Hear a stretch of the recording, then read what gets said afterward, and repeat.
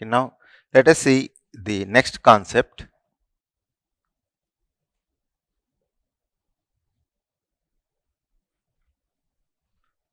To determine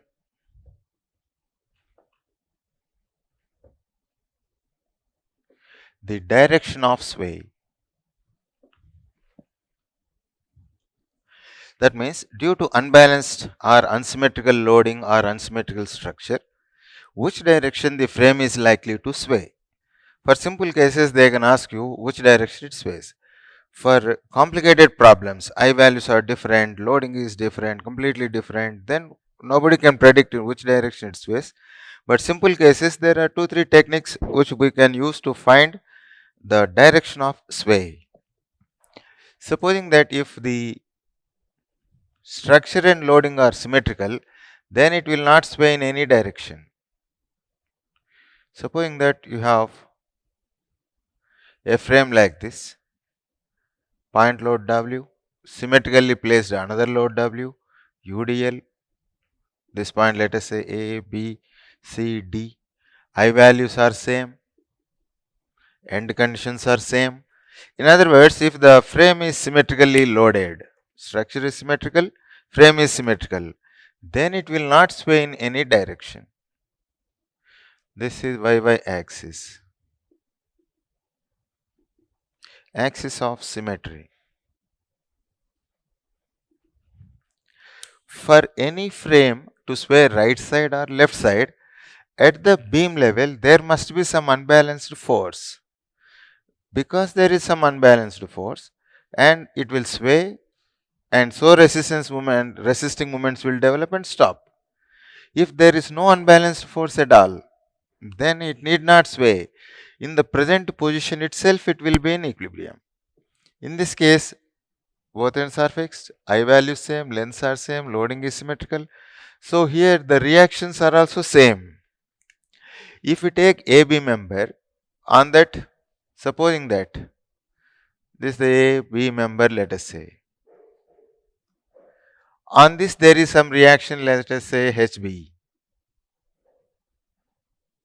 HB reaction is there on the column. Some moments are also developed.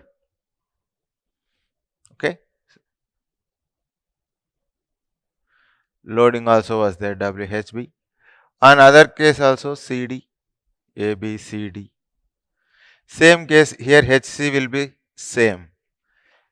HB is the reaction exerted by the beam on the beam on the column.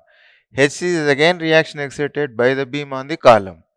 If these two are equal, both reactions are equal, so then on the beam there is no unbalanced force. In this case now HB, HC. If HC is equal to HB, let us say, in the free body diagram, when you have drawn, both of them are already equal. Then why should it sway? For the frame to sway, there must be some unbalanced force. Otherwise, it need not move right side and keep quiet. So now it will be in equilibrium in the present position itself. That means on the column, if there is a horizontal reaction HB, say, on the column HC horizontal reaction will develop and both of them are equal. So it will not sway. So frame will not sway in any direction. So your conclusion is this one. If structure and loading are symmetrical,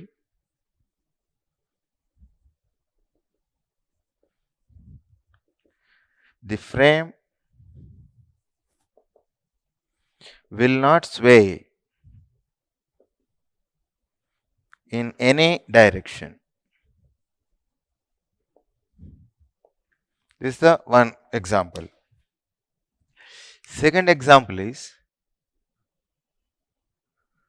for a pure sway problems.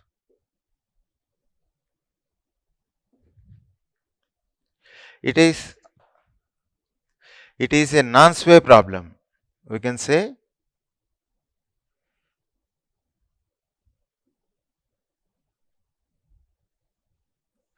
If there is no sway at all, they are called non-sway problems. So no sway. Pure sway problem means only sway will be there. So that means on the spans load will not be there, and you only have to do only sway analysis, no non-sway analysis. Such problems we call them as pure sway problems. For pure sway problem, we can detect easily by inspection. Supposing that pure sway means if load is applied at B, let us say, on the spans load will not be there, only sway force. The frames now sways to the right side exclusively due to the force P, not because of the any other loading. Such problems we call them as pure sway problems. If at all P is here on the span, then it is not a pure sway problem, because when the load is applied here, first you have to do non-sway analysis, then you will get an unbalanced force here in the member BC, then that is called sway force. Then you will assume some sway moments, and again sway analysis you have to do. Non-sway analysis we have to do, sway analysis we have to do. Then take the principle of superposition, add non-sway moments and corrected sway moments. That is the total analysis. If non-sway analysis is not there, say, when it will not be there, MFAB, MFBA, BC, CB, CD, DC, fixed end moments are 0. If all fixed end moments are 0, then what non-sway analysis will be there? Non-sway analysis is done because of the fixed end moments. You distribute the fixed end moments. If all fixed end moments are 0, say, then no non-sway analysis. Then you have only sway analysis. That sway analysis is because of P. Since you are doing only sway analysis, it is called pure sway problem. Now in this case, frame sways to the right.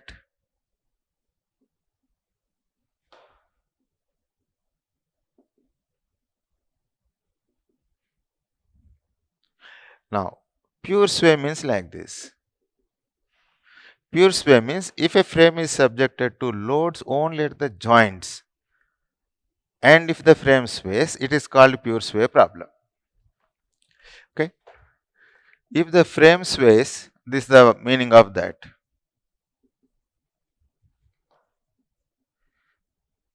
If the frame sways due to the load acting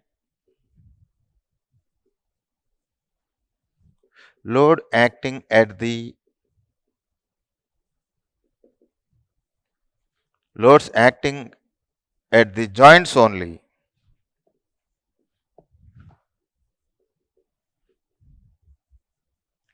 it is called pure sway problem.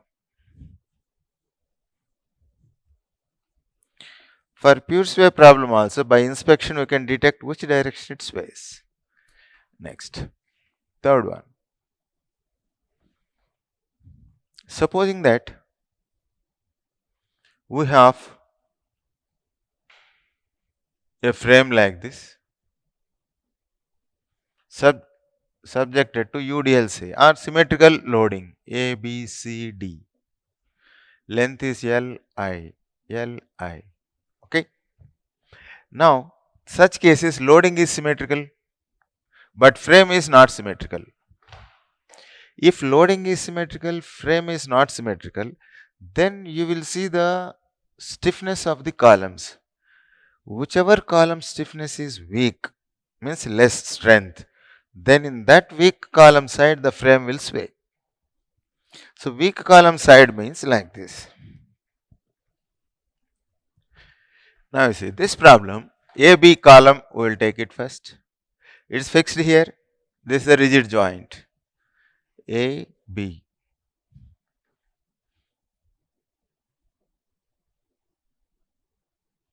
B is a rigid joint, means it will not deflect. It will remain there itself, let us say. Assume that we are applying some moment M. Then the deflected shape is something like this. For theta B to become 1, you have to apply how much stiffness factor? 4 EI by L. Okay, if you take CD column,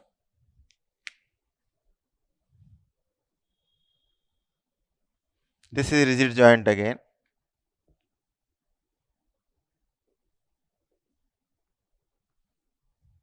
Whether it is a rigid joint or pin joint, whatever it is, once you apply the moment, let us say, then it will deflect like this. For this deflection profile, theta to become 1, moment required is 3 EI by L. So its stiffness factor is less compared to this one. That means it will easily rotate. Such cases, we can say that flexurally it is weak. So whichever column is weak flexurally, in that column direction frames will sway. So in this case,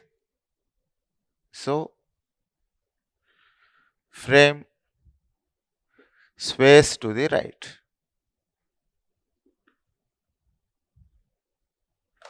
So this is the conclusion.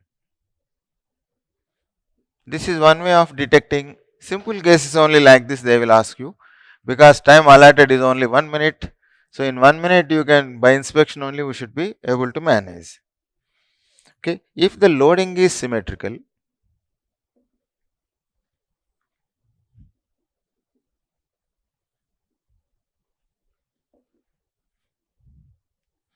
and frame is not symmetrical,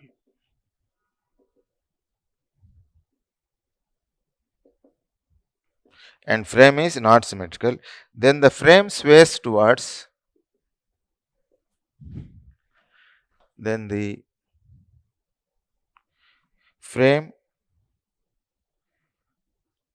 sways towards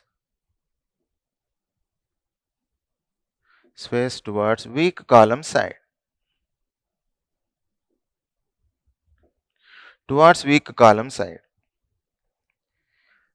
Weak column means not axially weak column, because axial loads we are not testing.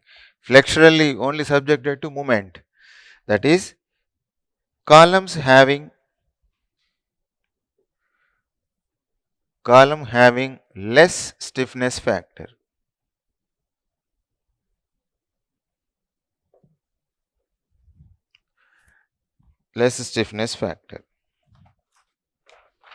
Okay. Now, fourth case is, supposing that if you have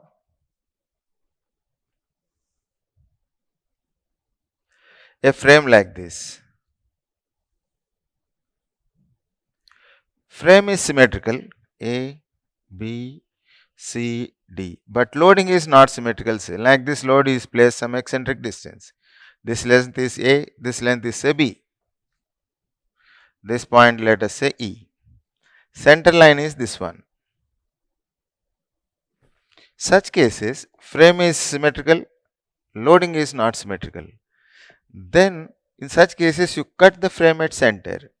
If you cut the frame at center, that frame now looks like this.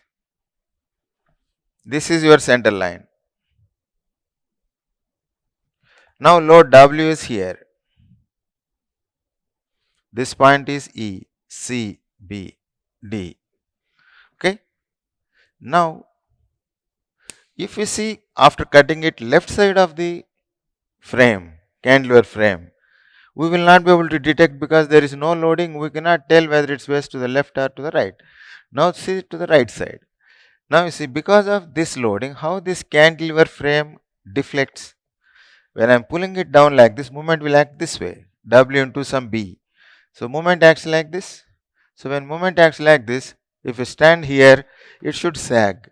So sagging profile you have to draw. If you draw a sagging profile, it will go to the right side like this. C will go to C dash, it will deflect like this. Okay. So frame also sways to the left like this. That means check the deflection of the cantilever frame. Whatever direction the cantilever frame sways, in the same direction frame also sways. Because in this direction reaction will be more, in this direction reaction will be reaction will be more here. So it pulls left side. So frame space to the left. Means we will buy whatever side it deflects, that in that same direction it moves. But theoretically, if you draw the free body diagrams here, when E is nearer to C, moment is more. Here also moment is more. So reaction is more here. When the reaction is more on the column CD, then CD will exert more force on the CB. So from right to the left, force is more on the beam when compared to this one. On the beam, right side to left side force is more. Left side from left to right force is less. Since from right to left force is more, it will sway to the right side, sway to the left side. Instead of analyzing so much, because finally which direction it sways we have to find, then you cannot now think so much in the exam. Draw free body diagram of CD, MCD is more, so MDC is also more. So on the column CD, reaction is more. That means who will give that reaction? Beam only should give the reaction. That means what? What column is doing on the beam? It will exert more force on the beam. Column will exert more force on the beam. So because of that more force, it sways to the left. Instead of thinking so many times, so much of thinking, you can simply say cut, look right, which way column or which way the cantilever frame deflects, in the same direction frame also deflects. Easy for us to remember. Instead of going completely rigorous mathematical analysis, this way quick 5-10 seconds you can conclude. Cut, see this one, it will deflect left, so frame also sways to the left. Easy way of answering the same question.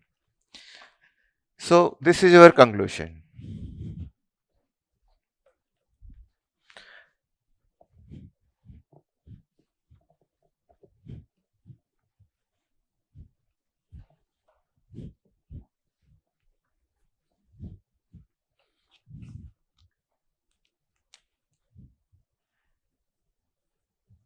Conclusion. If the frame is symmetrical and loading is not symmetrical,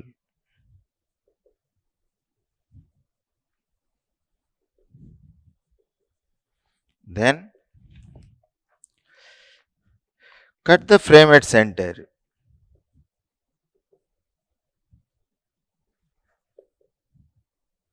Cut the frame at center and check the deflection of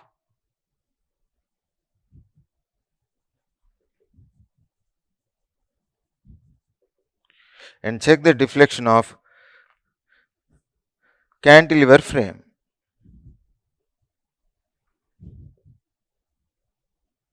Cantilever frame.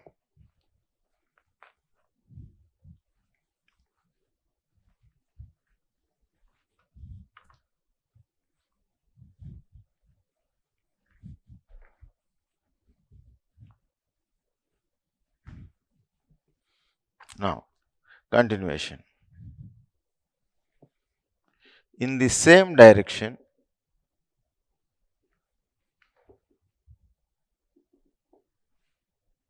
frame also sways.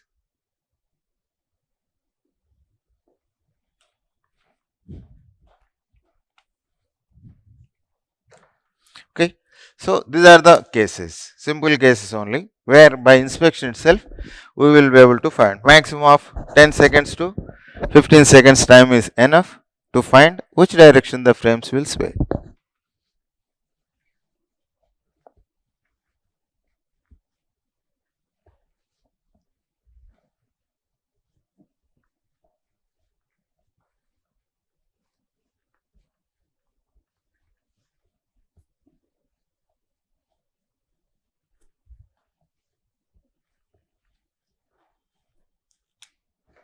Now you see one example, let us see.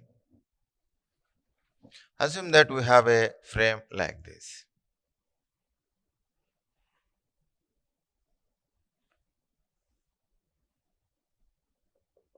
That means whether sway is there or not, how the slope will be, etc. is the question. Lengths are same, let us say. Okay. Now you see, first we have to check whether the frame is symmetrical or not. Structure and loading are symmetrical, it will not sway. If anything is not symmetrical, it will sway. Now you see, is it symmetrical about center line? Y axis. When I fold this one, here there is no column, it is in the reverse direction. So frame is not symmetrical. So first point, since frame is not symmetrical, it sways. Once frames sway, so delta, this is the sway means you represent it by delta. Delta amount it will sway either to the left or to the right, we have to decide. So delta is present.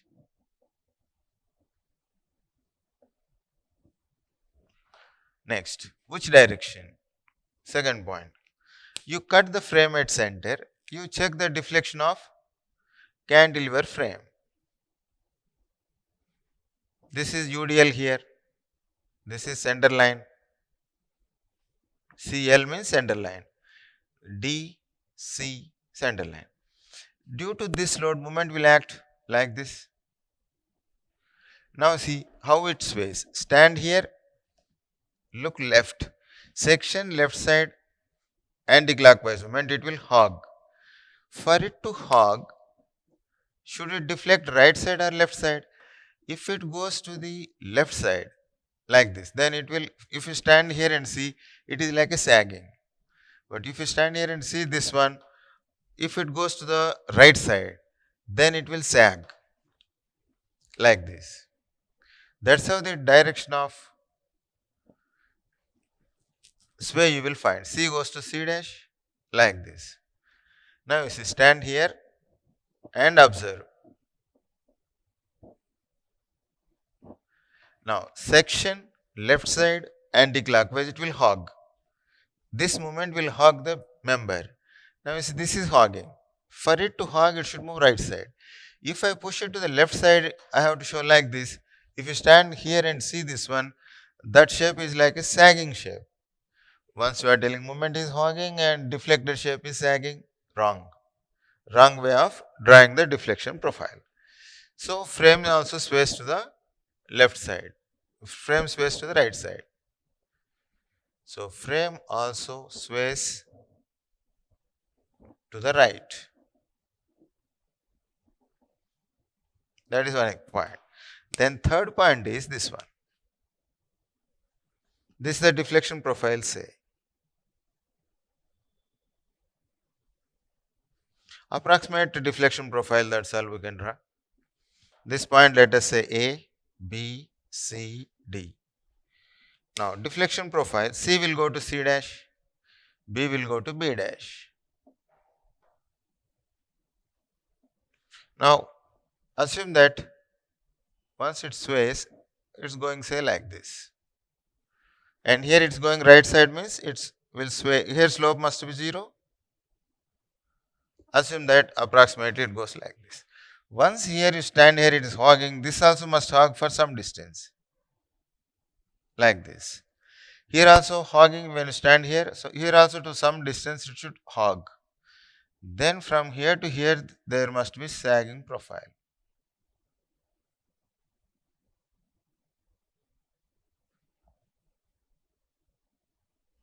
Because UDL is there, it behaves like a fixed beam. 2 points of inflection must be there. Hogging. This is hogging and this is sagging. So when you draw a smooth curve, it will go something like this. Hog, sag, hog. In this frame, 2 POC will develop. Now you see, if you draw a tangent like this is clockwise, so theta B. Now if you drop another tangent here, this is theta C. See, this is clockwise rotation, anti-clockwise rotation. Theta B is equal to minus theta C. Y minus is anti-clockwise rotations, you take them as negative, clockwise rotations positive. So they have to be equal because loading is full length. If loading is not symmetrical, then theta b, theta c will be different. Okay, so theta b is equal to minus theta c. 4 options they give, one of the options is this one. In this frame, delta is present and theta b is equal to minus theta c. One paper they ask 4 options like this. First option, delta is present, theta b is minus theta c. That we have to take it. Second option is delta is present, theta b is equal to theta c. Then that is wrong because directions you have to be careful. Third option is delta is absent, theta b is equal to theta c. Fourth option, delta is absent, theta b is equal to minus theta c. Once delta is absent, options you see say, immediately eliminate those two because delta is present.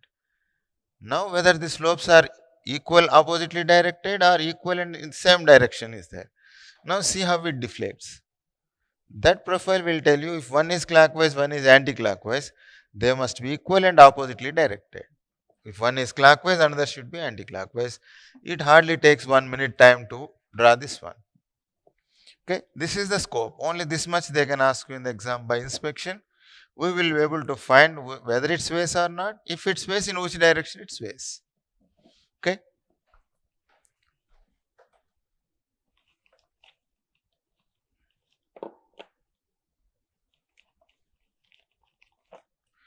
Now, next question.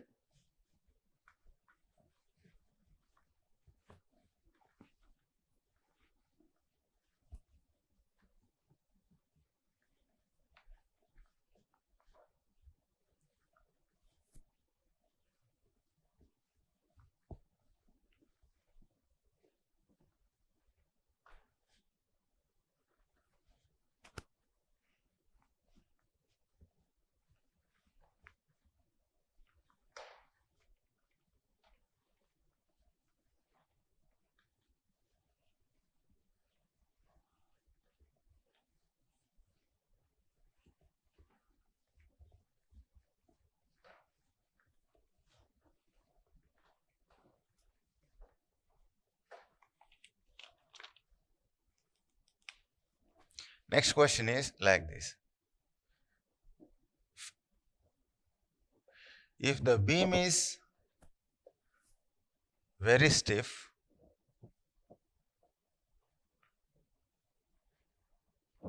horizontal reaction developed at A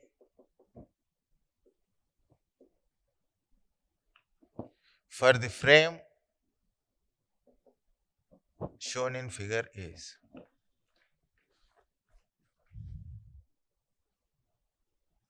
This is the problem.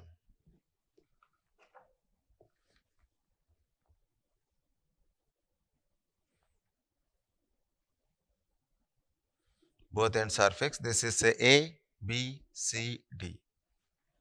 He says stiff beam.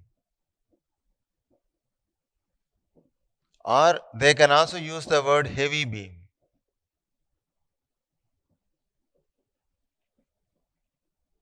Implied meaning is EI is equal to infinity. So either they can give EI is infinity or stiff beam or heavy beam. Say EI is equal to infinity. Now there is a load here. This load is 60 kilonewton, 2 meters. This is 4 meters. This as usual 6 meters. 4 options were given 10, 30, 40, 50.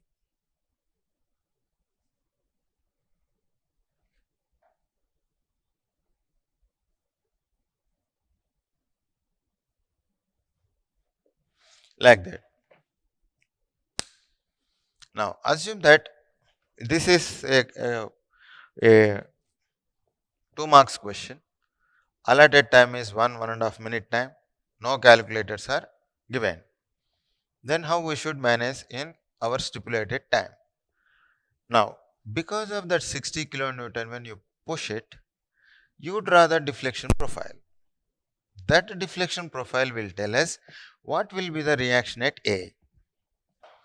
It will be pushed to the right side.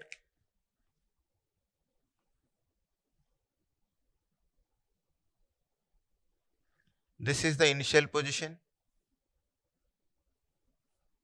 A, B, C, D. Now when you push it, maybe like this it will go.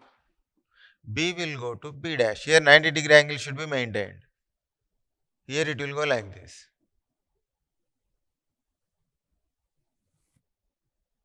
C will go to C dash. Now there is a load of 60 kilonewton, 2 meters, 4 meters. Okay, this is the deflection profile of AB. EA is infinity, so 90 degrees angle will be there. Now we want to know what is the reaction at A. Question is this much. So what we do is we draw free body diagram of AB dash. Now when you draw the free body diagram of AB dash, it will look something like this. A, B dash. Space now not required to show for us. This is say 60 kilonewton, 2 meters, 4 meters. Okay. Now to make the slope 0, see here slope is 0, moment should act like this. Otherwise, slope will not be 0. Here to make the slope 0, moment should act like this. This is MBA, MAB. MAB, MBA directions are like this. This is the free body diagram. Now you see, to find the reaction at A, due to applied load, what is the reaction? Due to end moments, what is the reaction? You find it. Then how much you will get? Due to 60 means WB by L. That means here also same thing, W A by L. Eccentric load formula we know, W A by L. W means 60, A is 2 by L is 6. So you will get 20 kilonewton. Naturally here it should be 40 kilonewton. 20, 40 are the reactions due to 60. Anti-clockwise, anti-clockwise. To balance this moments alone, clockwise couple should develop. That clockwise couple is like this. This is MAB plus MBA by 6. Such many diagrams we have drawn. MAB plus MBA by 6.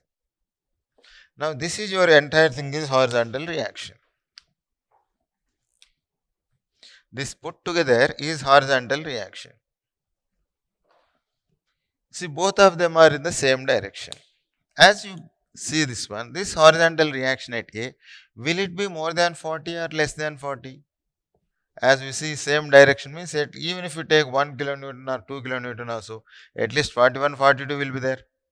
We don't know, but it is more than 40 we can tell. Now come to this one, 10, 30, 40. These three are ruled out. Then only possibility is D. That's all. Since from the above free body diagram, we find that HA is more than 40.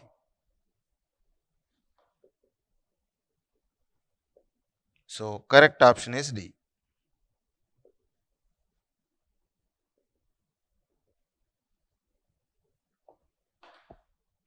Then how to find that exact value also means you have to find what is MAB, MBA. Then in the slope deflection method, I will again explain how to calculate MAB, MBA, and we will write one horizontal shear equation which will take say 2 or 3 minutes time to find the magnitude also. But conveniently in the exam, because you are not asked to find so much, you should be able to feel the structure. One is 40, one is this much. Then naturally more than 40, enough. One of the options will tally. This is indirect way of, in the process of elimination, we can get out of the problems quickly. Don't have to solve exactly and what is the value, then tick it. More than 40, then more than 40, only one option is there. If two options are there more than 40, then we have to solve the problem completely. because in that case more than 40 means 45 is also more than 40, 50 is also more than 40.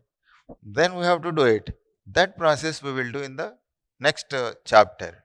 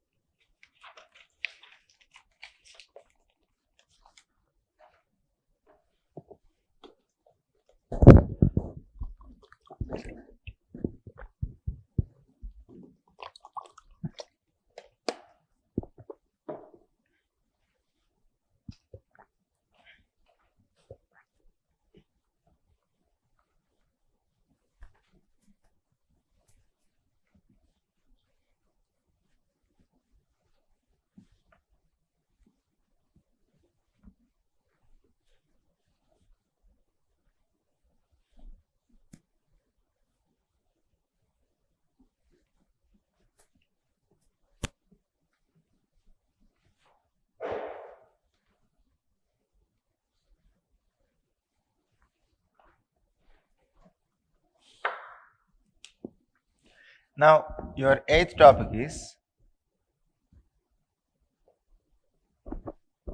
slope deflection method.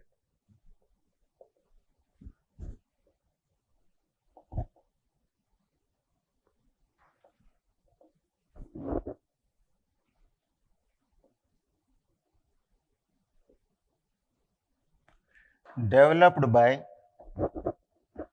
S.A. Manning.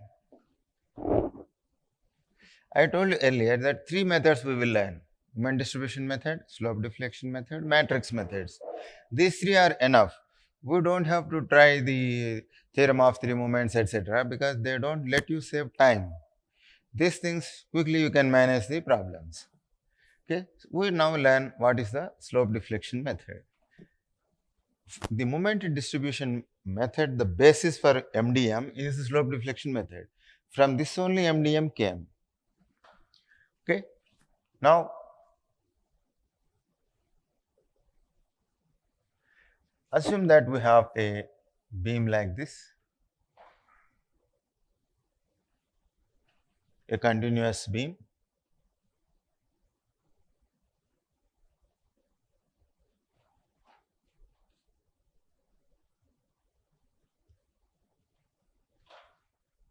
Many spans are also there. Out of that, AB span only we have taken.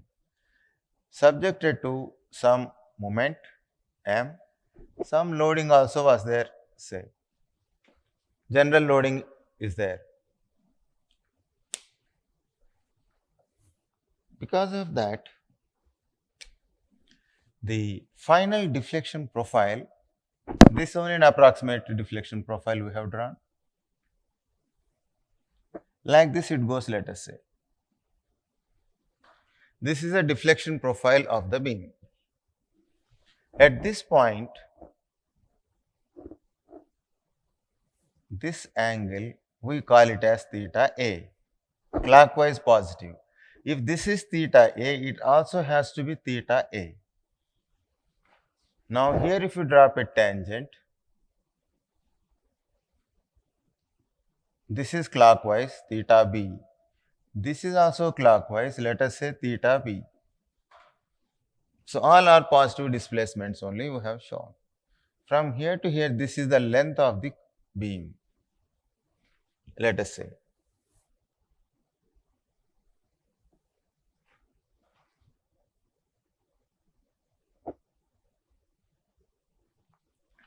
Strength of materials, you have studied about the principle of superposition in the deflections chapter.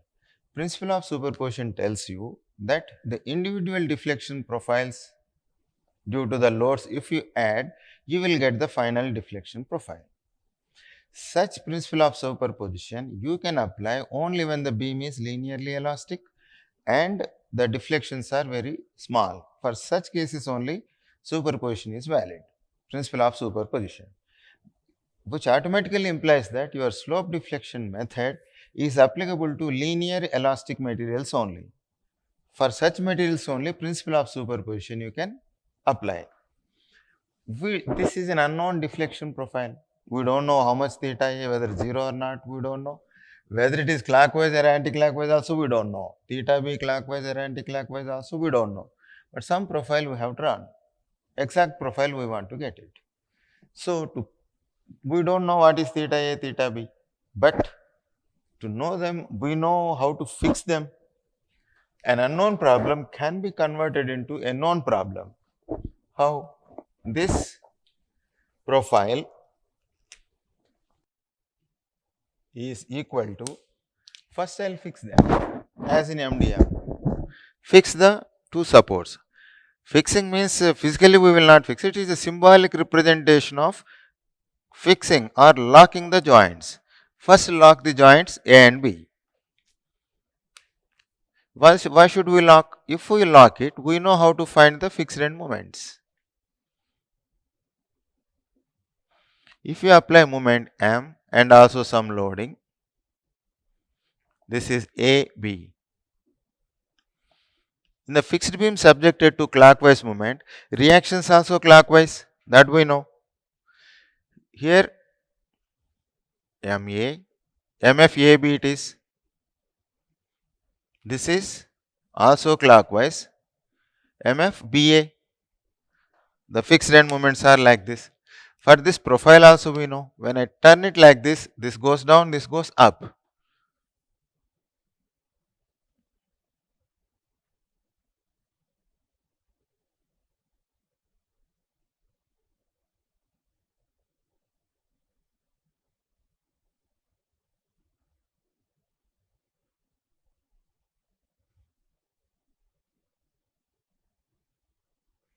Okay, this is the deflection profile.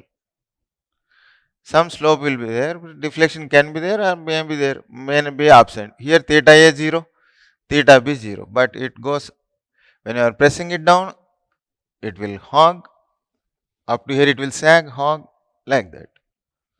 Okay, so something like that deflection profile came.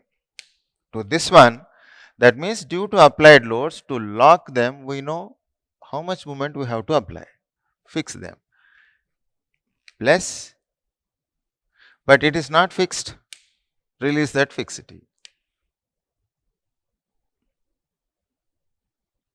Now don't show any load here, assume that you take it as an ordinary hinge. This theta A I want to get. How much moment do you have to apply here to get theta A? When far end is fixed, this is B, this is A. To get theta A, we know from stiffness factor concept, I want the slope to be theta A. For theta A is equal to 1, I have to apply 4EI by L when far end is fixed. 4EI by L for theta is equal to 1. For theta A slope, how much moment I have to apply? This much. 4EI by L into theta A. For theta A is equal to 1, this much. For theta A slope, how much? If one biscuit is 2 rupees, 3 biscuits how much? 6 rupees, like that. For 1, 4EI by L. For theta A, 4EI by L into theta A. This is how to get this one from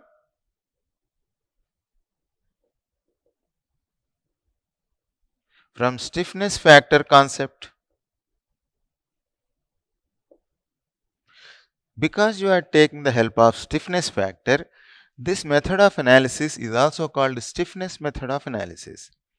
So when you apply this much moment, how much moment is carried over?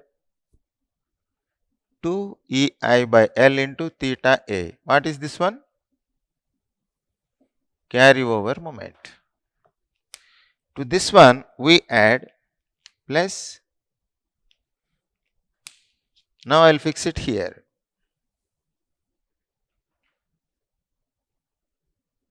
I will apply, I want to get theta B here. So the deflection profile is something like this.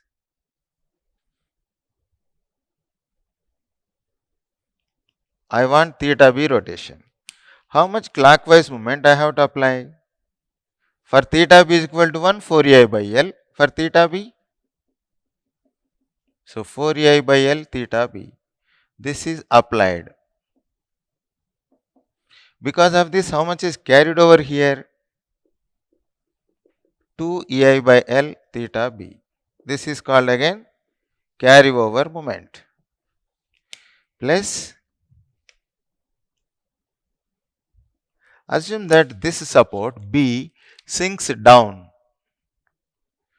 B has come to B dash, let us say. This value, let us say delta. That means the actual deflection profile is something like this, say. So that sinking also can be accommodated in the principle of superposition, provided due to sinking or yielding, the final moments must be within the proportionality limit. Material should not be loaded beyond the proportionality limit or elastic limit. Such small deflections only anyhow we have to apply. So plus this one. That sinking we accommodate like this. This point is A, B. Now fix it, sink it. We know how to calculate. Due to sinking alone, we know how to manage the problem. Here I will get, to make the slope 0, this is the sinking delta, let us say. We know the formula 6 ei delta by L square anticlockwise. Here also 6 ei delta by L square anticlockwise due to sinking by delta. Okay, this is called principle of superposition. Now you see, this is your final deflection profile. To get that, we applied principle of superposition. First, symbolically fix them. Find the fixed end moments.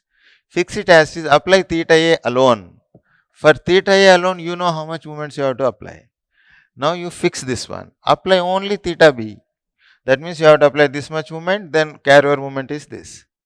Next, I want sinking. Only sinking. Due to sinking alone, we know how to manage. Fix it, sink it. Then this is the moment. Add now 4 deflection profiles. Here theta A 0, theta A 0, theta A 0. So all slopes when you add 0, 0, 0, theta A. So finally theta A tallies. Here 0, 0, theta B 0. Net slope theta B. So theta B tallied. Since 4 slopes here and here, when you add them, you get the final slopes. Which means that if you add these 4 end moments, you will get final end moment at A for the span AB, MAB. Now MAB is nothing but summation of these 4 from the principle of superposition. Here also MBA is nothing but summation of these 4 moments. In the process, you take clockwise end moments positive, clockwise rotations positive, anti-clockwise end moments, anti-clockwise rotations we take negative, as in MDM. So we can write now MAB is equal to, final moments you are writing, MAB is equal to MFAB plus MFAB plus, second one is this one, 4 ei by L theta A plus, third one is 2 ei by L theta B. Last one is anti-clockwise, so minus 6 ei delta by L square. Here these 4 moments are there, 4 we have written. Similarly, MBA, MFBA clockwise plus 2 ei by L theta A plus 4 ei by L theta B minus 6 ei delta by L square. These are the final end moments. Now rearrange the terms.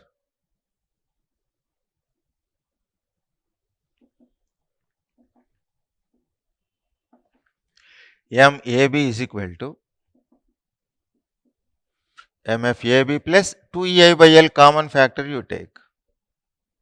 You will get 2 ei by L common factor, then this is 2 theta A plus theta B minus, if you take out of this 2 ei by L common factor out, you will get 3 delta by L. So 2 into 3, 6 ei delta by L square, like this. Now you see MAB when you are writing, final end moment at A for the span AB.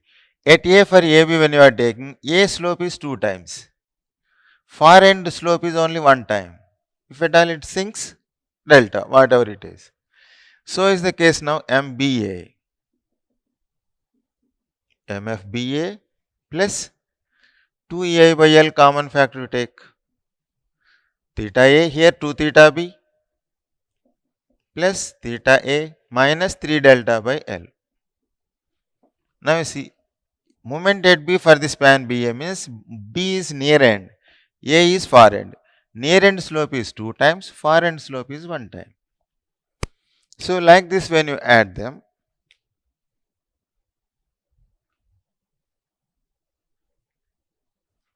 these are called slope deflection equations.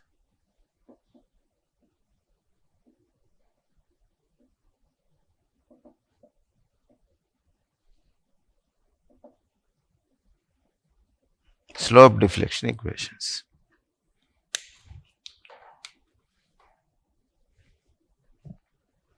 Now let us see the observations.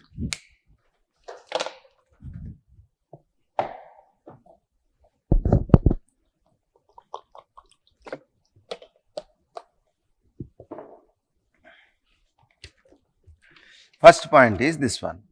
By adding 4 slopes, you are getting final slope. So, by adding 4 end moments, you will get final end moment from the principle of superposition. So, that we write it as a first point. Whatever observations, whatever things I talked, we will write so that we will not forget. From the principle of superposition,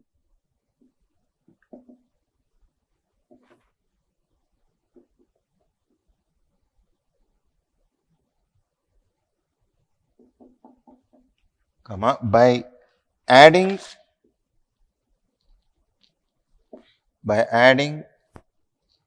4 deflection profiles,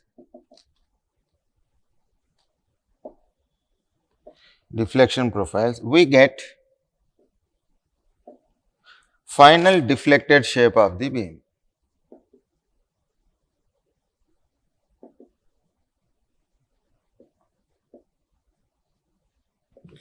Here we have shown only one span, actually BC dash, C may be there, AD may be there, and continuously it will be there. One span only we have seen. Final deflected shape of the beam. Similarly,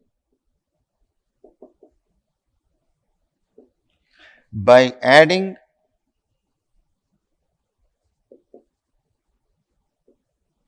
By adding 4 end moments, we get final end moments. We get final end moments at A and B. That is, final end moments means MAB and MBA. This we will get. Now, since this principle of superposition is applicable to linear elastic materials, slope deflection method or moment distribution method you can apply only to linear elastic materials. Since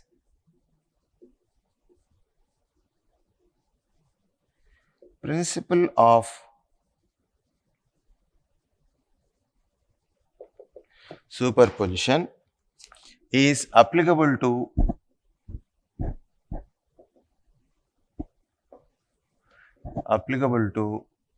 linear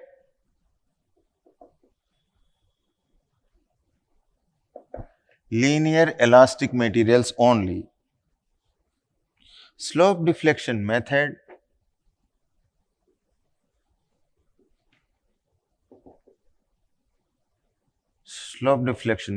is also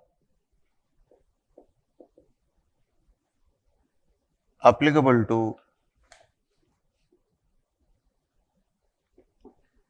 linear elastic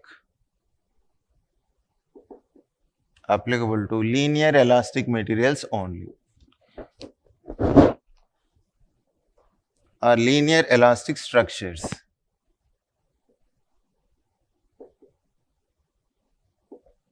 Linear elastic structures only.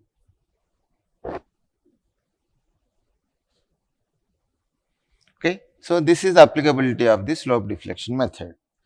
Next, second point. Now you see, Manny here, he has used this 4A by L is a stiffness factor. Since he took the help of stiffness factor and carryover moment to derive this final end moment, it is this method of analysis, we call it as stiffness method. So, second point is this one. Manny, the man who proposed the slope deflection method is Manny. So, Manny used the concept of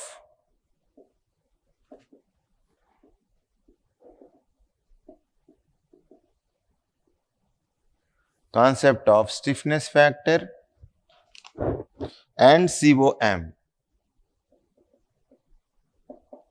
to develop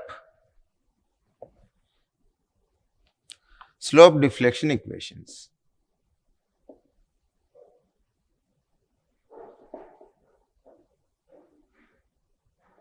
To develop slope deflection equations,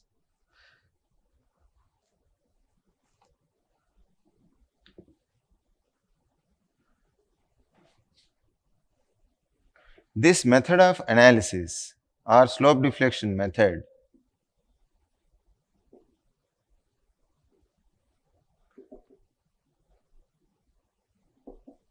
is also called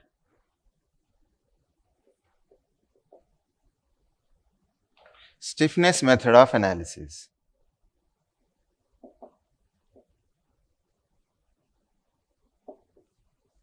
Stiffness method of analysis. Next, third point. Now you see, in this problem, when you apply 4EI by L, half will be carried over 2EI by L. That means if it should be fixed. If at all it is a free end, that means when you are applying moment here, when the far end is free, half the moment will not be carried over. First of all, its stiffness factor is 0 because freely it will deflect. And also, when far end is free, as in the MDM, we cut the overhang portion, we remove it, whatever overhang portion does on the actual beam, we replaced it. Why? If at all overhanging beam is there, overhang portion is there, that is like a statically determinate one. In the cantilever portion, you can find axial force, shear force, bending moment. We don't have to write slope deflection equation and find the unknown and waste the time. By inspection, what is axial force, shear force, bending moment, everything we can find. So, we cut them. Here also same thing. This equation, slope deflection equations, MAB, MBA, etc., you cannot write if the far end is free. We don't have to write because we cut it and we replace it by our equivalent effect. So, that's why. Now, third point is, if far end is free,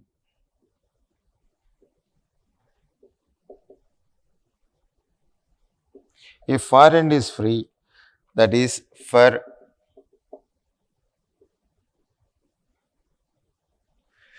overhang portions of a beam,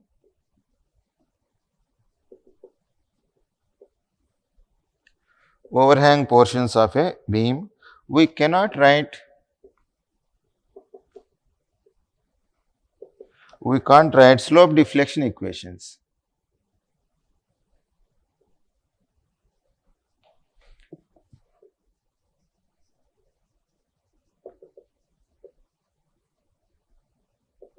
Slope deflection equation because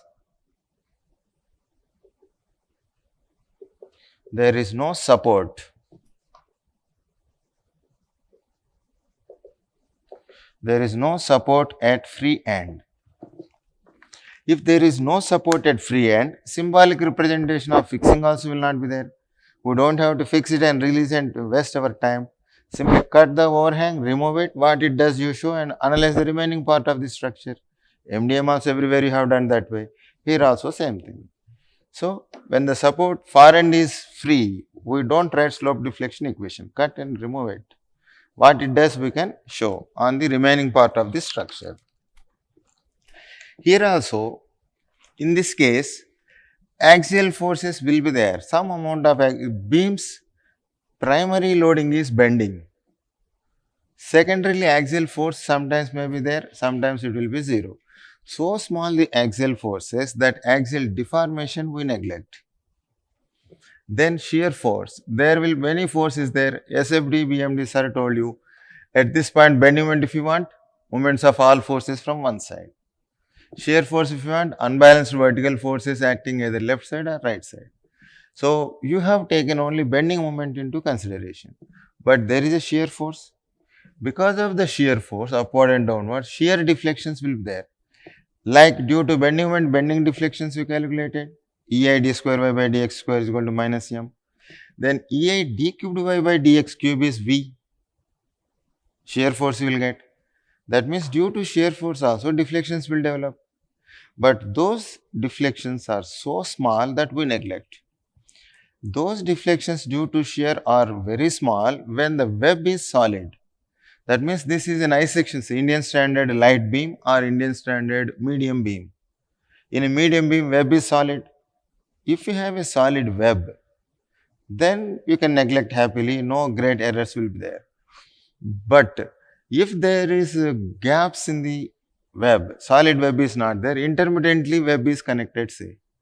That means two flanges are intermittently connected, everywhere holes are there. Then such cases where web is not solid section, then the shear induces shear deflections, and those deflections you cannot neglect. Because of the shear deflections will be slightly more. It may become, means load carrying capacity slightly decreases, because you have to consider the effect of shear. In our BTech level, shear deformations you have considered in concrete if you have a deep beam.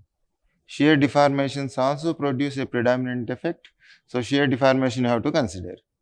So, design of RCC concrete deep beams, shear deformation you have taken. In steel structures where we have taken, when you are designing the built up columns subjected to accidental eccentric load or a built up column subjected to moment, the two flanges will be there, column components. Between the column components, you give some gap and you connect them by lacing or battening. So much gap will be there. Lacing system, all of you might have seen. Any railway station or so, two channel sections will be there, connected by lacing. If it bends and shear will develop, and in the plane of the shear, solid cross section is not there, there is a gap of 200 mm and connected by lacing intermediate locations. Such cases where the web is not solid section, laced column and battened column, you have to consider the effect of the shear. Shear deformations you have considered in steel structures. And you also have Verendale trusses. Verendale trusses means flange, bottom flange, then web is not solid, simply intermediate locations, vertical members will be there. There also we have to consider shear deformation effect. In the design of steel structures, again I will discuss lacing, design of battening, how the Verendale trusses are. Diagrammatically I will explain at the steel structures part of it. But now like here, this is a solid beam, Indian standard light beam or medium beam, web is solid, no gap. So, shear deformations we neglect in the moment distribution method and also slope deflection method. Okay. So, now that is your fourth point. This I remove.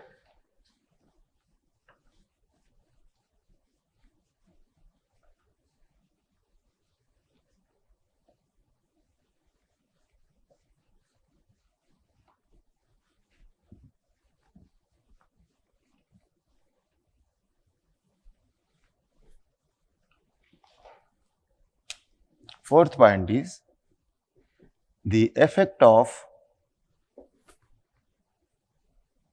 axial force and shear force. That is axial and shear deformations.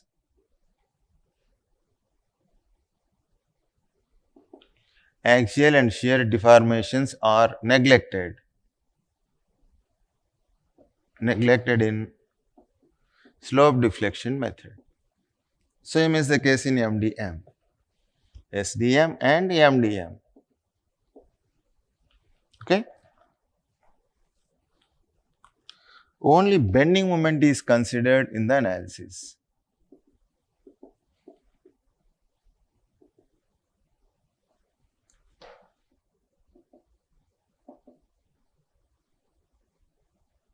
Only once they have asked this one in slope deflection and bending moment, moment distribution method, shear force and bending moment are considered, only bending moment is considered, like that. So, only bending moment is considered, axial shear deformations are neglected. 2 times 2 questions independently they have asked. What you consider once, what you don't consider in another question. Next, fifth point.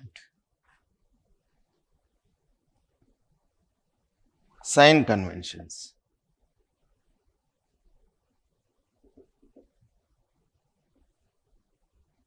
Sign conventions, when you are writing the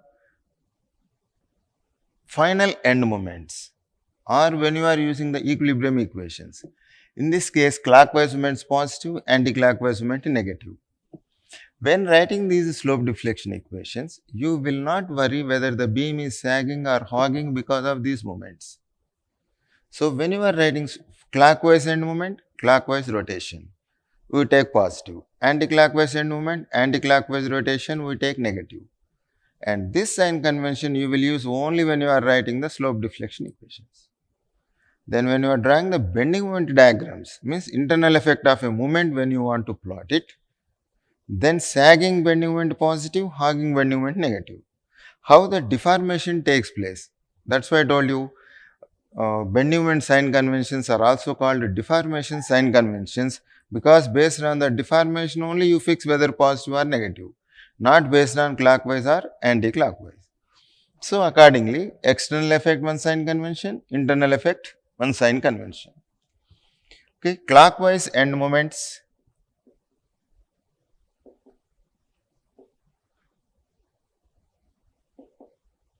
and clockwise rotations,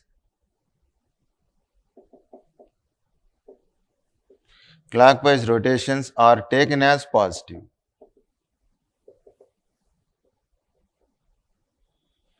Anti-clockwise end moments and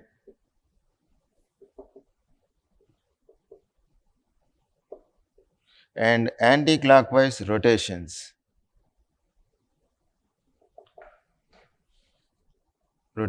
are taken as negative. This sign convention is used while writing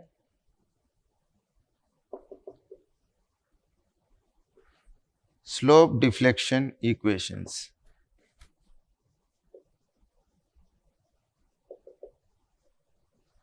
While writing slope deflection equations only.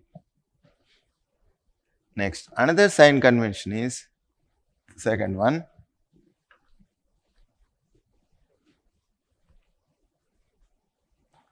B. Sagging bending moment is taken as positive. Hogging bending moment is taken as negative. This sign convention is used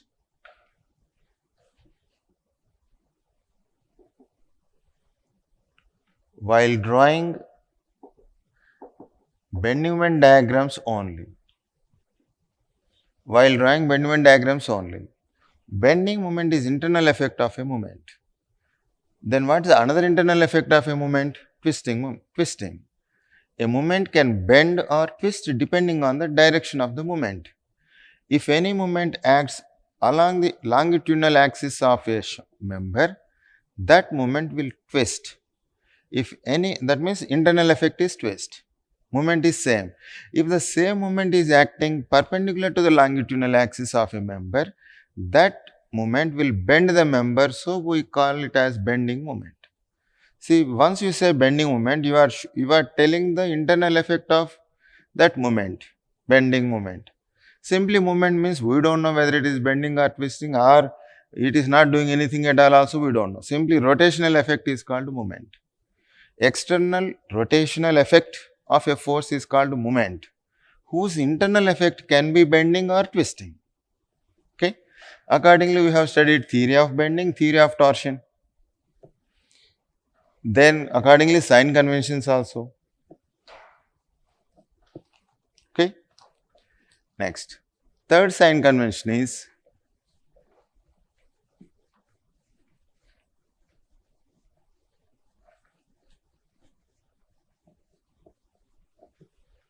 now come to this one. With respect to left support, if the right support sinks down, then all anti-clockwise moments will develop. Then minus will come here. So, we want to maintain that minus as a standard expression, minus as is if I want to keep it. Now, the delta I have to take it positive. So, that minus sign will not be disturbed. But with respect to left support, if right support goes up, or with respect to right support, if the left support goes down, then what will happen? Positive moments will develop. That means, same problem, this point let us say A, B. It is not necessary that always B should go down, it can go up also. Or instead of B going down, A can go down. Such cases fixed end moments are like this. Clockwise means plus 6A delta by L square here. Here also this is delta, let us say, is going up, plus 6EI delta by L square. Now you say I want to get plus. So in the expression already minus was existing. How to make it plus? Take delta as negative. Then minus into minus it becomes plus. Our end moment sign convention matches. Okay. So conclusion. With respect to left support, comma, if the right support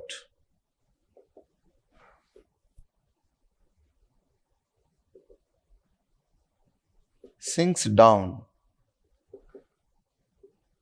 then take delta as positive. Next, with respect to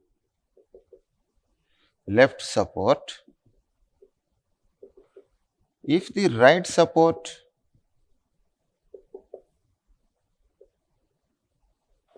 support moves upwards, then take delta as negative.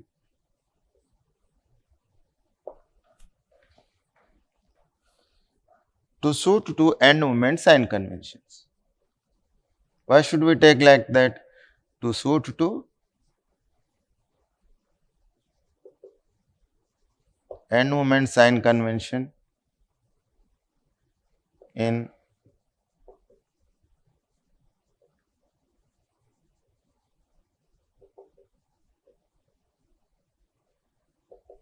slope deflection equations.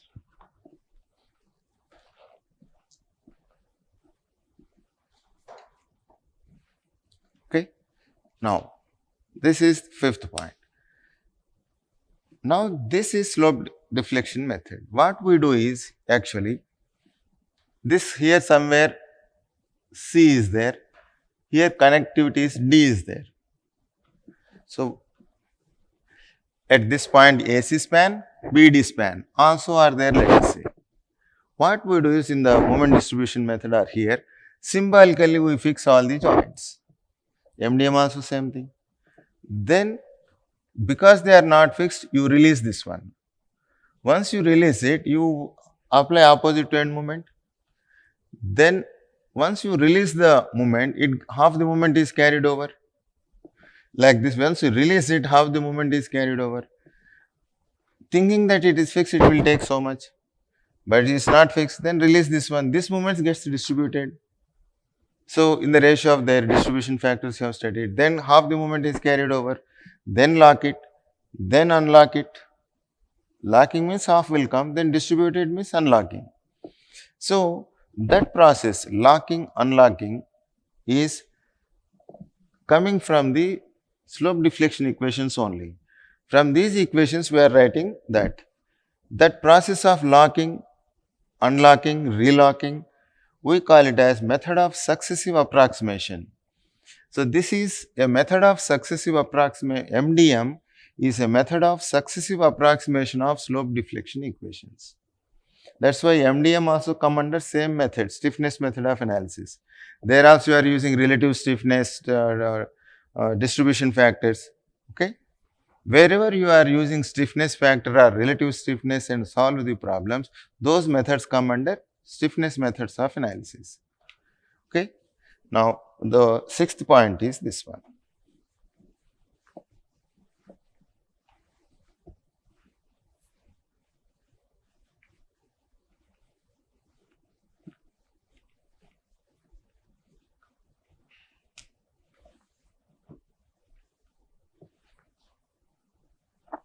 Note 6. Moment distribution method is a method of successive approximation of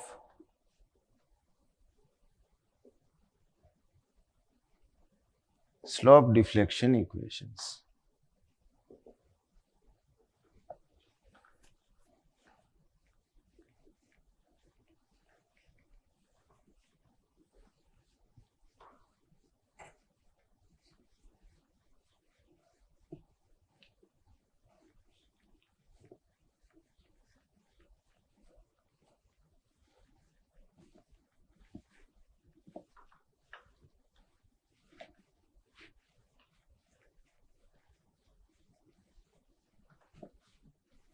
So, these are all the points.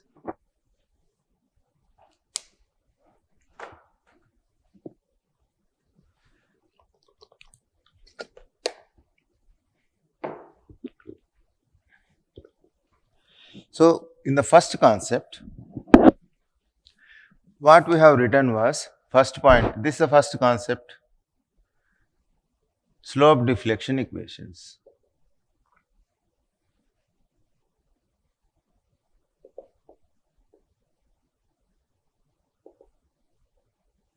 Okay, in the first concept, we have written slope deflection equations.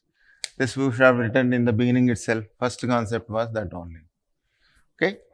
So, we have taken the principle of superposition and you have written slope deflection equations. Valid only when the material is linear elastic and the structure is linear elastic structure. Next, overhangs are there, we do not write any slope deflection equations. We also call this one as the stiffness method of analysis because stiffness factor is used. Next, we neglect axial deformation, shear deformation. Okay, clockwise positive, anti-clockwise negative we take. Bend moment, sagging, hogging, sagging positive, hogging negative. Okay, this is MDM is a method of successive approximation. This is the overall behavior of slope deflection method. Now, what we do in the slope deflection method is, you write MAB equation, MAC also we write. Here some span C is there, say. You take the joint equilibrium equation. Externally it is in equilibrium, but internally MAB, MAC, sum must be 0. Otherwise, joint will not be in equilibrium. So, AC also will write in terms of these four unknown displacements. So, displacements are unknowns in this case. So, it is also called a displacement method of analysis. You take equilibrium of a joint, internal equilibrium of a joint. So, it is also called equilibrium method of analysis. So, we take all the joint equilibrium equations. MAC plus MAB is equal to 0. MBA plus MBD is equal to 0. From that you will get all the unknown displacements. Those displacements, if you substitute in the slope deflection equations, you will get the final end moments. Okay. Now this displacement theta A, theta B, they are called independent displacements. Depending on the type of loading, theta A and theta B can take any value. They are independent. If you know them, we can define the deflection profile. Such independent displacements, if you have say 10, then 10 simultaneous equations or 10 internal joint equilibrium equations you have to write to solve them. So, those 10 independent displacements are called degrees of freedom or kinematic indeterminacy. That means, in a beam or frame, kinematic indeterminacy or degrees of freedom or number of independent displacements are say 10. Then 10 simultaneous equations you have to write and solve. But in GATE or in ESC prelims, DK, kinematic indeterminacy, not exceeding 1, they will give in 2 minutes time. Even if DK is 2, if you have to solve it, it will take 20 minutes time. So, beyond the scope. So, where the questions all will be given such that where DK will not exceed 1 to solve completely such problems. Okay. So, now your second concept is that kinematic indeterminacy.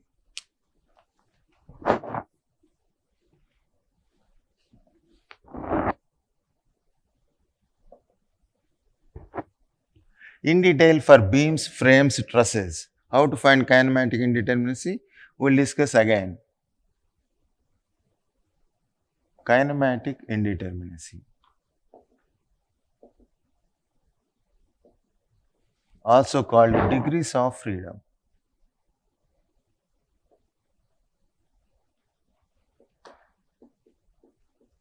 Kinematic, why we call it is without involving the forces. With involving forces, kinetic we write. Kinetic or static indeterminacy, where forces are involved. In this case, kinematic means in first year engineering mechanics you have studied under the heading dynamics 2 chapters, kinematics, kinetics.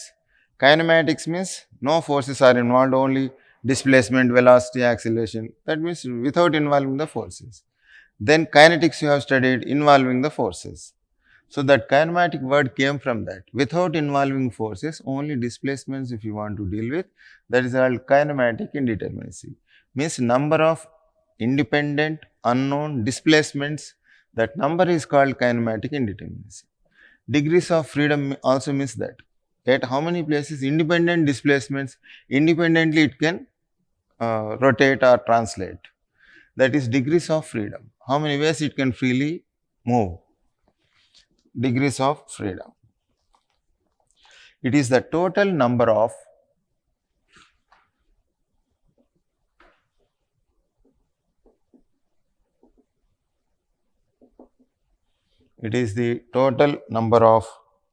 independent displacements.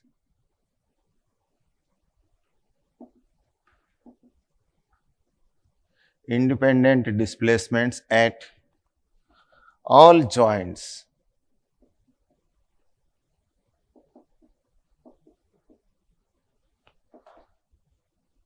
At all joints in a structure. Okay. In slope deflection method SDM, unknowns are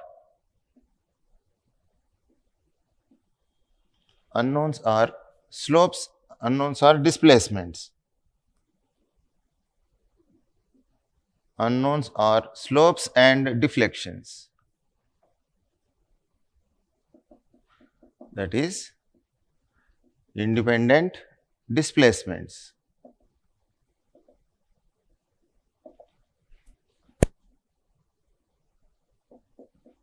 Independent displacement is a common term for slope and deflection.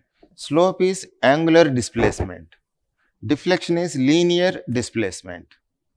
Okay, both of them are displacements only. One is angular, one is linear.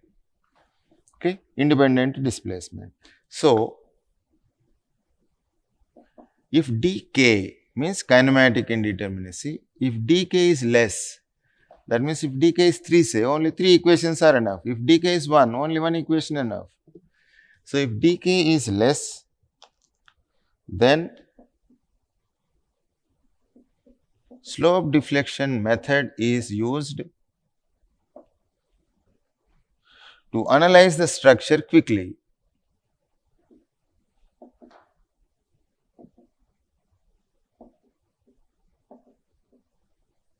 To analyze the structure quickly. So, the applicability of slope deflection method is if dk is less, quickly you can get out of the problem. If dk is more, means so many number of equations, go on writing, then it will take so a lot of time. Okay, this is that one. Next, third point. That means if dk is 10 equations, dk is 1 equation is enough. So, in slope deflection method, number of equations required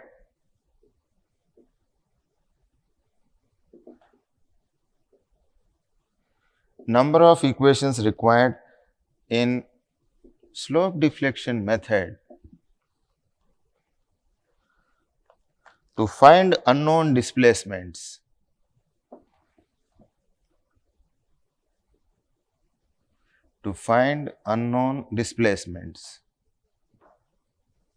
is equal to dk. It is generally a 2 marks question. At least 5-6 times they have asked this question. Number of simultaneous equations required in slope deflection method are ds, dk and some other options. So, dk is the correct one. Okay. Now, let us see how the numericals will come. This is complete information regarding the slope deflection method. Now, how the numericals come?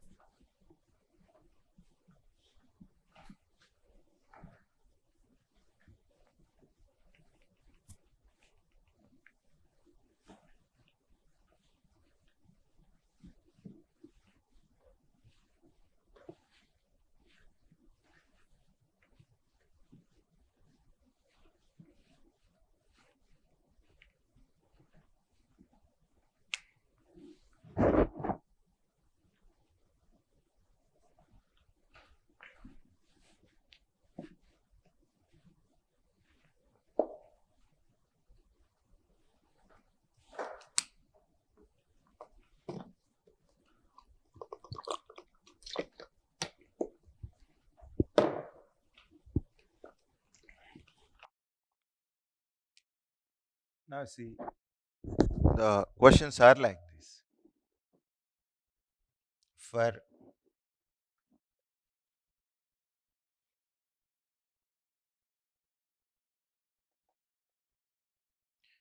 a 4-span continuous beam with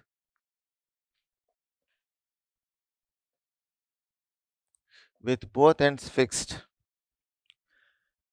the number of simultaneous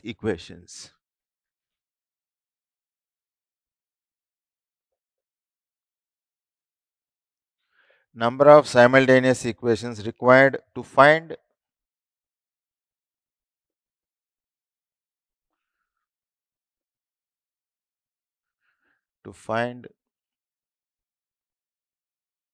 unknown displacements is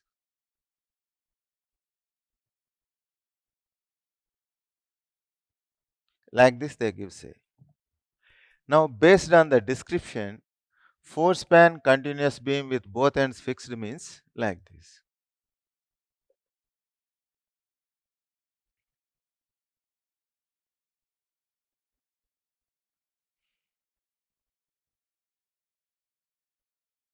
This point, let us say A, B, C, D, E.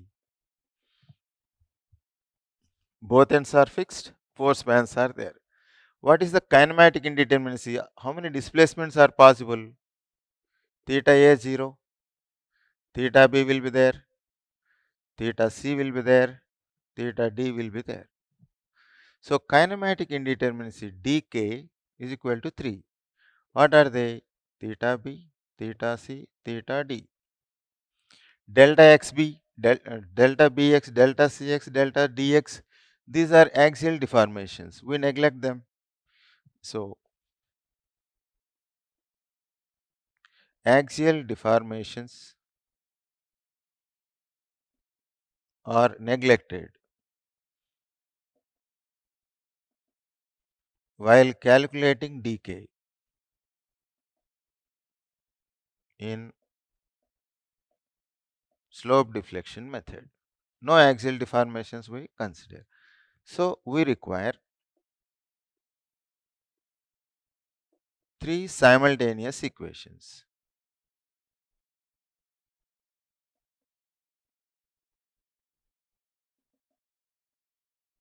Three simultaneous equations to find them. So correct answer is 3. So find dk, so much is the answer. So many equations. Hardly takes 10 seconds time to solve the 2 marks question. But whatever time is left out, you should be able to use it for other questions. Then what are those three simultaneous equations? Not one. The three internal joint equilibrium equations in the form of simultaneous equations are like this. Internal joint equilibrium equations are, this is for our understanding, okay. At B, internal moment means if MBA acts like this, MBC must act like this. This is MBA, this is a MBC. Sum must be 0, otherwise joint will not be in equilibrium. So MBA plus MBC is equal to 0. At C, MCB plus MCD must be 0. Then at D, MDC plus MDE, MDC plus MDE must be 0. So these are internal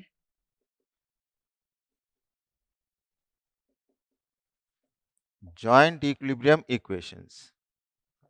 Then what are the external equilibrium equations? External equilibrium equations means you must be coming outside of the structure and observe the overall equilibrium part of the structure, not going inside the structure and writing like this. So this is what external equilibrium, sigma x 0, sigma y 0, sigma m 0. These are called external equilibrium equations. These external equilibrium equations, we have to use it in all methods of analysis. If it is a statically determinate structure, only external equilibrium equations are sufficient. If it is statically indeterminate structure, then you can use internal joint equilibrium equations as additional equations. Then since you have used additional equations in the form of joint equilibrium equations, this method of analysis we also call it as equilibrium method of analysis. Such equilibrium methods of analysis, displacements are unknown. So we also call them as displacement method of analysis. Okay. In your strength of materials, we didn't use this type of joint equilibrium. All chapters, what you have done, both ends are fixed, let us say. You have taken one axial load is applied, elongation in one member is equal to contraction in another member. That is called a relationship between the deformations. Such deformations relationships we call them as compatibility conditions. In your strength of materials, all problems, each chapter one compatibility condition we have used. Elongation is equal to contraction. Temperature stresses, final elongation in copper, final elongation of steel is equal to same. So from that one compatibility condition you get it, an equation you got it. If you are using a compatibility condition and solve the problem, then that method of analysis we call it as compatibility method, or method of consistent deformation, or force method, because forces are unknowns there. In SM all problems come under compatibility method or force methods, or method of consistent deformation. All mean the same. Whereas here we have used internal joint equilibrium equations. And so these are called equilibrium method of analysis or stiffness method of analysis. Any internal joint equilibrium method, stiffness only will come. So stiffness methods we call them. Since displacements are unknowns, it is also called displacement method of analysis. Okay. So basically we have two methods.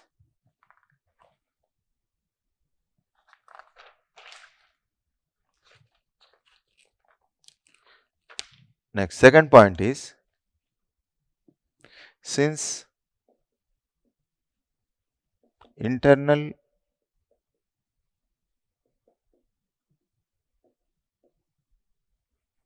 joint equilibrium equations are used to find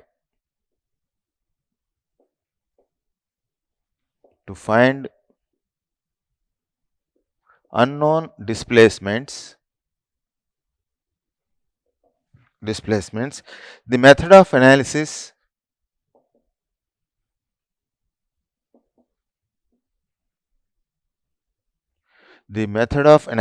is also called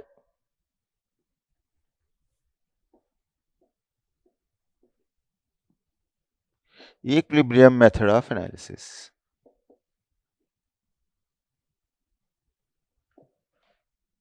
This is one. Since displacements are unknowns,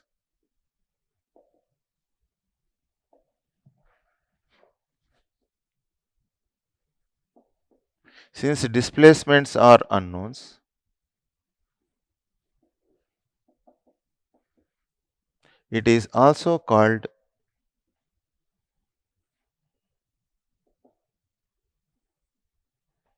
displacement method of analysis.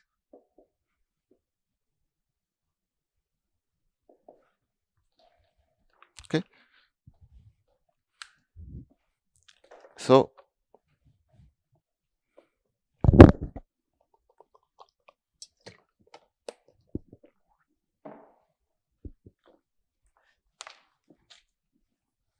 this is about the information how to find decay and why it is called equilibrium method, stiffness method, or displacement method of analysis. Now let us see second problem. You must have clear distinction between external equilibrium equations, internal equilibrium equations. External means come outside the structure. Since this structure is not translating in x direction, sigma x 0. Since this structure is not moving y direction, sigma y 0. Since it is not rotating, sigma m is 0. That is externally. Internally, go inside the structure. At any one particular point inside the structure, also movement in one side, movement in the other side, sum must be 0. Otherwise, that giant alone will rotate. Giants must be, if any structure is in equilibrium, any small free body diagram you pluck out of it, individually that free body diagram must be in equilibrium. So, small joint you have taken and kept it in equilibrium. So, that is why they are called internal joint equilibrium equations. So, internal means that, external means do not cut the structure. Outside the structure, HA, VA, MA, all such forces exerted by the supports on the beam, this support on the beam and applied loads, they will be in equilibrium. Okay. So now, having understood the difference between external equilibrium equation and internal equilibrium equation, let us solve some more questions.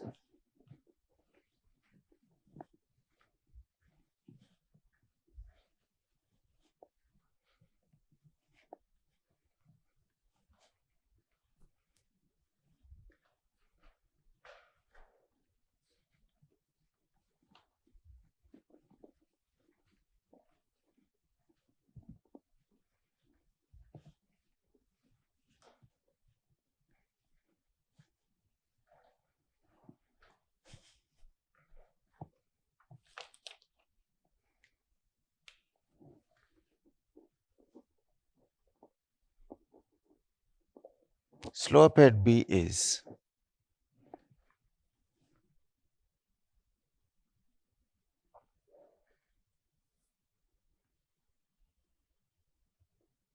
this point, let us say A, B, C, D. Here you have 8 kilonewton, 2 meters. UDL of 12 kilonewtons per meter, 4 meters. Moment of inertia I, moment of inertia I, 4 meters, moment of inertia I. This is the frame. You have to find what is the slope at B. Now, in this problem, frame is not symmetrical, loading is also not symmetrical, but still the frame will not sway. If there is any unbalanced horizontal forces, then they will sway to the left or to the right. Whatever unbalanced force here, 10 kilonewton is there, let us say, then support is there. Support will exert opposite reaction. So, no unbalanced force, sigma x 0 it can satisfy. If there is no support here, then what will happen? Unbalanced force, reaction is not developed, then it has to sway. In the process of swaying, reacting moments will develop. Then those moments will keep the structure in equilibrium and stop. Otherwise, because of your force, continuously it's moving say, as a rigid body, then it means structure failed. Structure is forming a mechanism. Unstable structure they will become. But when you are holding the with the help of fixed support or something like that, when you are pushing it, end moments will develop. Those end moments will stop the structure. Those end moments will produce opposite reaction. And those reactions will stop the structure and keep it in equilibrium. In this case, whatever push you make it, 100 tons, then reaction is 100 kilonewton. Finally, it will be in equilibrium. So, that is first observation. Even nothing is symmetrical, still it will not sway because of the horizontal reaction developed at C. That reaction holds, so it cannot move. First observation is that, note 1. The frame will not sway.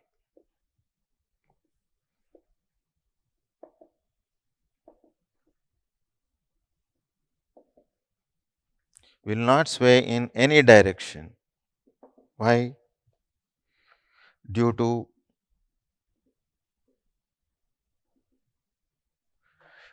horizontal reaction at C. Horizontal reaction at C. Next, second point. dk, kinematic indeterminacy is only one. What is that one? Theta b. Only theta b.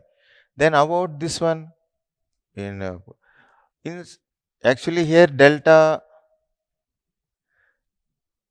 AV vertical, delta AX, delta AY, theta A, 3 will be there at the free end. XY displacements and rotation. Here 3, here 1, 4 actually. But in slope deflection method, overhangs you don't consider at all. In the overhang portion, shear force is 8, bend moment is 8 into 2, 16, axial force is 0. When everything is known, why should we take that indeterminacy and unnecessarily waste our time? So what we do is we will cut this one, throw it out. This 8 will keep it here, 8, and moment is 16. Then only this frame we analyze, enough. Other thing, everything is known to us. So, in slope deflection method, we will not consider dk of the cantilever portions. Okay, so and also axial deformations we neglect. Delta bx, delta by, both we neglect because they cannot contract, it cannot elongate. Means elongations, contractions will be there, but they are neglected. So dk is only 1. So overhangs are not considered.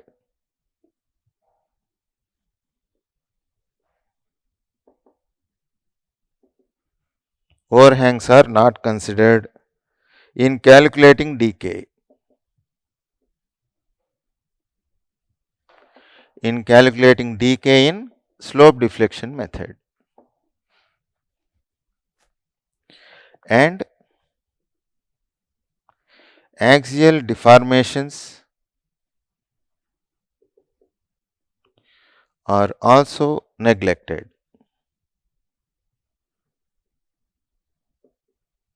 That's why dk became 1.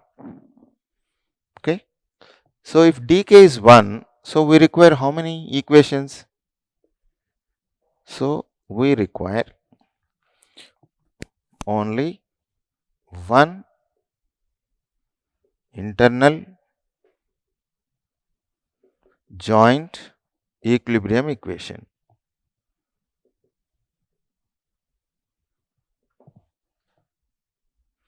One internal joint equilibrium equation to find theta b. What is that one equation here? A b, moment at b for the span BA, moment at b for the span BC, moment at b for the span BD. Sum should be 0. This is the joint equilibrium equation. MBC, MBA, MBD all must be 0. Sum must be 0. Okay. So in 2 minutes time, our task is to find slope deflection equations for BA, BC, BD span. Next, joint equilibrium equation, sum them equal to 0. Then that equation will give you theta b. Back substitute in the moments, you will get the final end moments. Now that is a process. We will see that how we have to make it. To find the end moments, MAB, MB, etc. First in the theory what I have told you, symbolically you have fixed them, locked all the joints. That is called fixed end moments. That you write as a first step. Fixed end moments. Here also clockwise end moments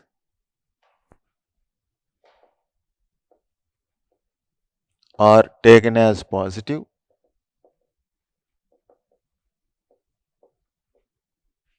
anti-clockwise end moments are negative.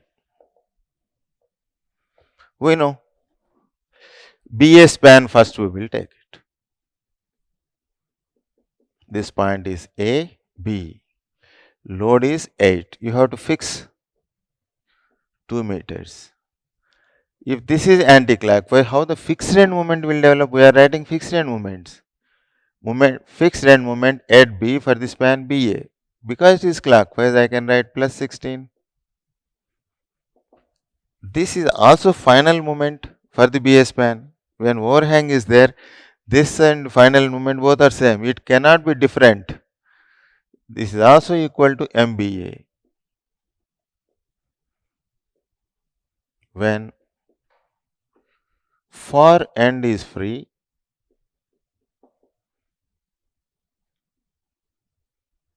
fixed end moment and final end moment are same. Next, MFBC we know, minus WL square by 12, W into L square by 12 minus 16. MFCB plus 16. This story you don't have to write MFBD, MFDB, they are 0 because there are no loads at all. First step. Second step is slope deflection equations.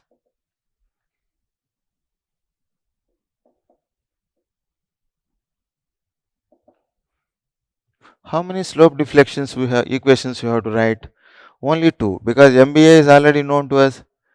MBA is nothing but MFBA only. Now you have to write MBC, MBD. So MBC. First statement I will write. First fix it plus 2 EI by L. B is near end, so 2 theta B. 2 times near end, 1 time far end, minus 3 delta by L. This is the standard expression. Now you see, in this case, because theta c is 0, because c is a fixed support, no sinking, so delta is also 0. MFBC we know minus 16, so this we can write it as minus 16 plus 2EI by length is 4 meters for BC span into 2 theta B. So this we can write it as EI theta B minus 16. This is MBC value.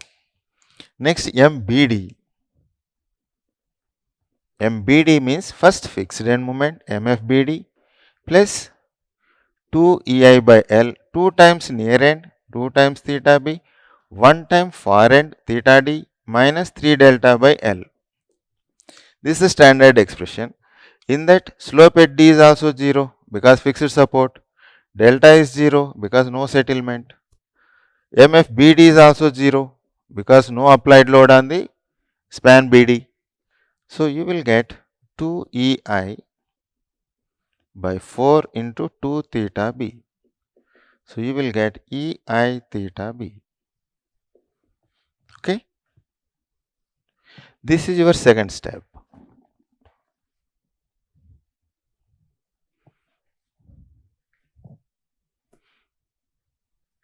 Next, third step.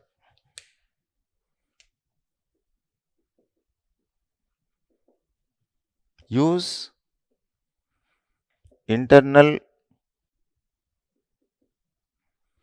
joint equilibrium equations to find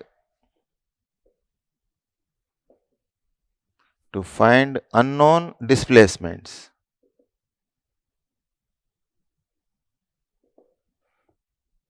This is your next process.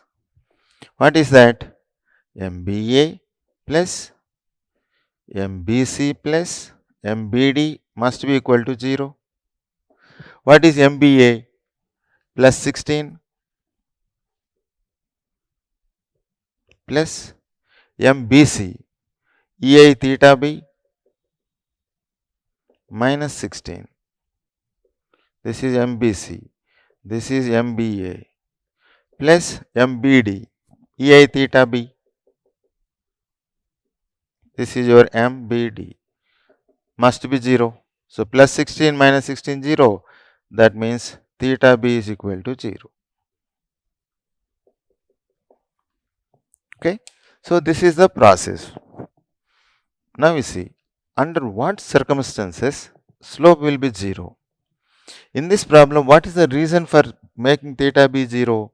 Is plus 16 minus 16. Sum of the fixed end moments is 0. Coming to this problem, see here, MFBA, fixed end moment is here plus 16, MFBC minus 16, here it is 0. That means at the joint B, sum of the fixed end moments is 0. Then from here to here no carryover moments will come. That means if it is hinge, it will rotate. So from here to here no carryover moment, here to here no carryover moment. That means no additional moments come to joint B. Then the frame should not sway. If the frame doesn't sway, no carryover moments come, sum of the fixed end moments are 0, then always slope at that joint is always 0. Okay. So that is what is the conclusion. Next time when you are doing such problems, you should not do so much and tell them that it is 0. Just by inspection, 5 seconds time you can complete. Here fixed, so no carryover moments will come. MFBA is plus 16, BC minus 16, sum is 0, then slope is also 0. That's all. 5 seconds it will take to complete. I am assuming that you are learning it for the first time. So I am giving you the entire process. First find fixed end moments, then write slope deflection equations, then write internal joint equilibrium equations to solve them. That's the actual textbook process what you have studied. There if you have to, if it is a 20 marks question say, directly you cannot say 0, you have to write that. If it is 1 mark question, simply 0 you write it. Don't have to explain anything to anyone. Now, let us see the conditions.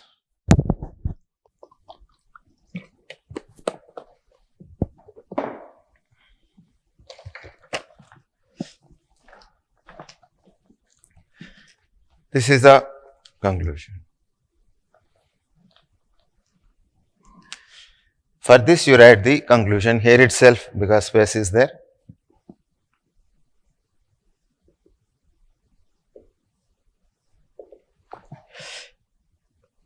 If the frame does, these are the conditions. If the frame does not sway, first thing, does not sway,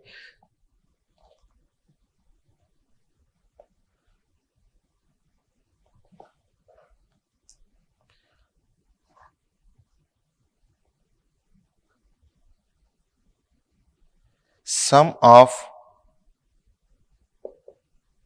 fixed end moments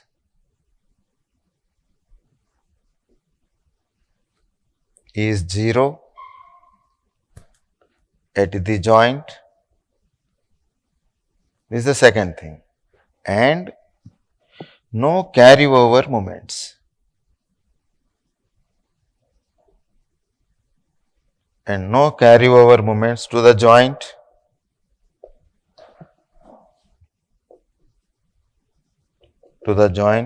Then slope at that joint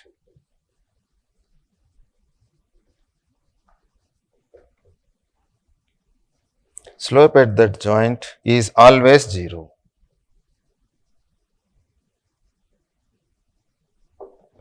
If slope is 0, that means what? Whatever fixed end moment is there, fixed end moment is the moment required to make the slope 0.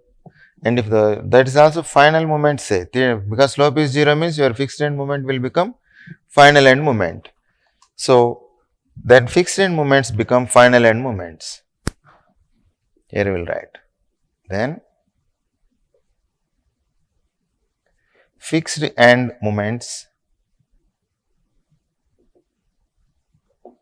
will become final end moments.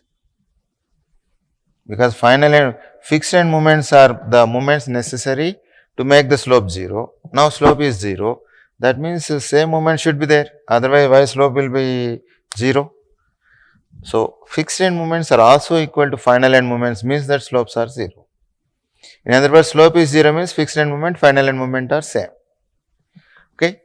Now that you understood this one, now the paper setting people also know that you will finish off in 5 seconds time, simply by inspection without doing, by summing them MFBA, MFBC 0, so slope is 0, 5 seconds over.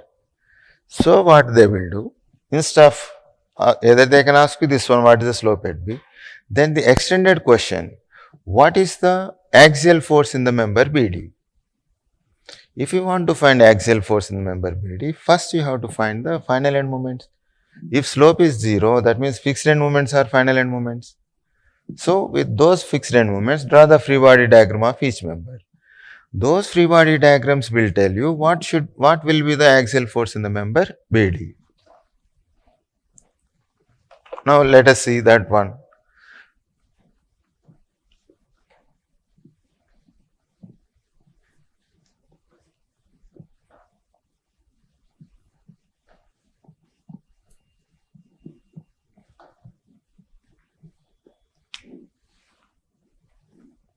Next question. In the above problem,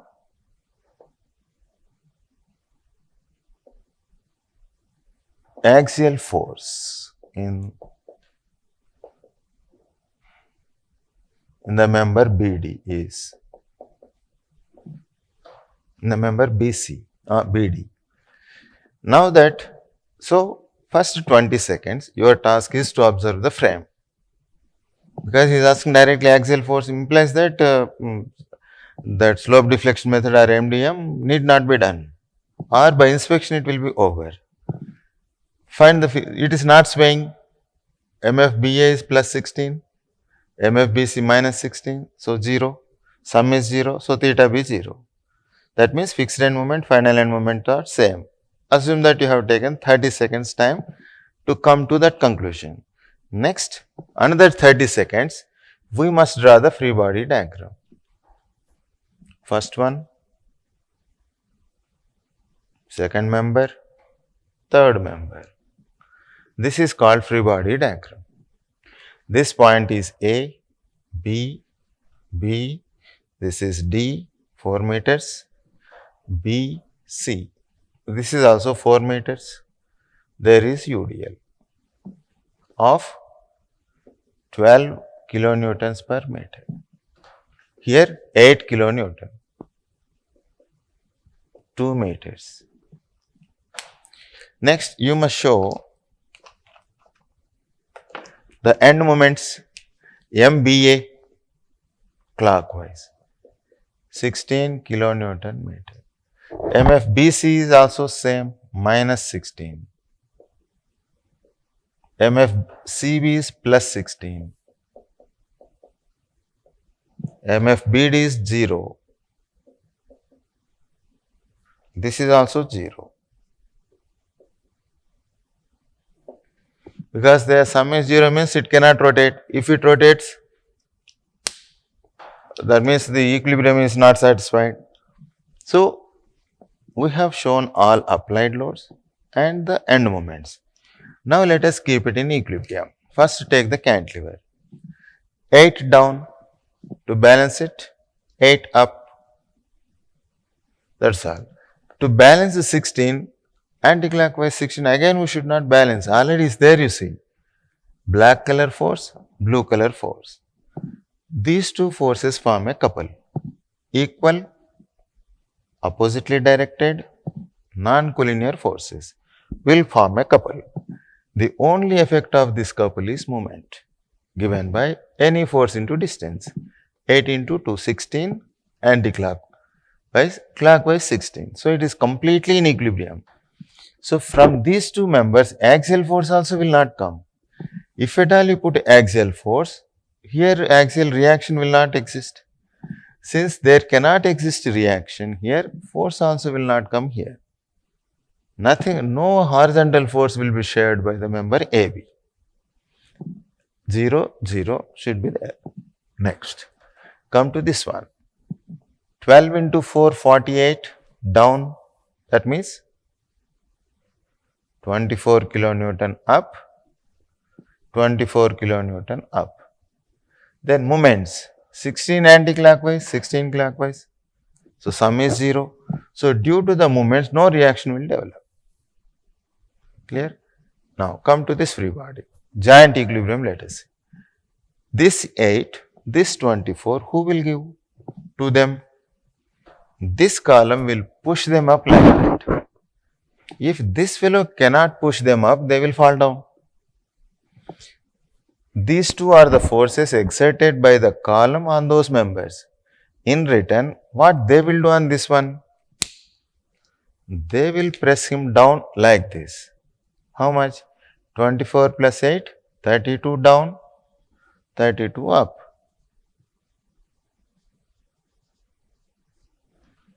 Now, this is complete free body. Now, axial force in the column BD is 32 kilonewton compression.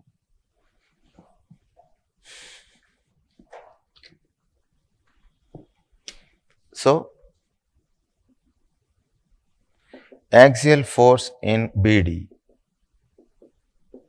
is equal to force in the member BD is equal to 32 kilonewton compression. What is the moment in BD?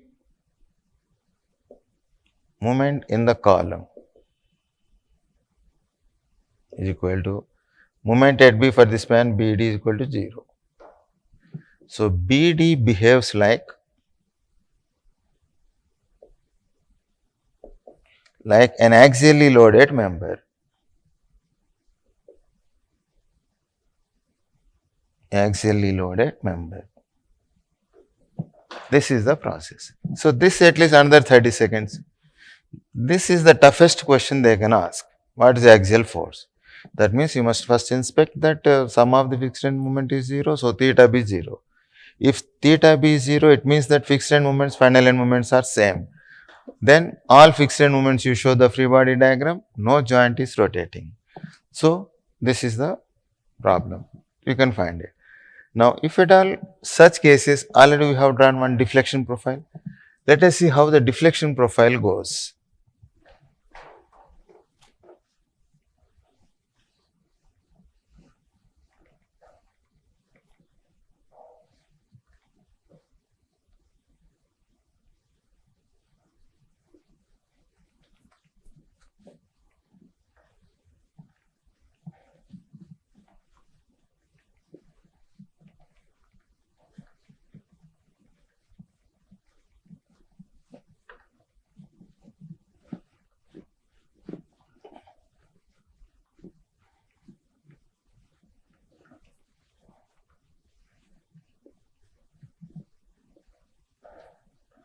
Not.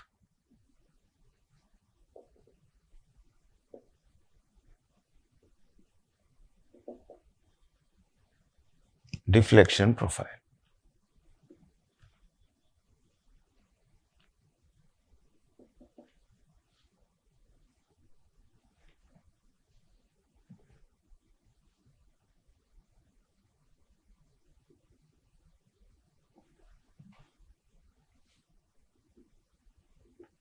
This point is A, B, C, D.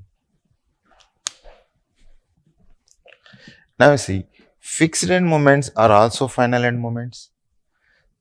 That means that slopes at B and C are 0. Such cases, we know the deflection profile, theta C 0, theta B 0. So, BC behaves like a fixed beam subjected to UDL only. Then here this portion, simply it will come down like this.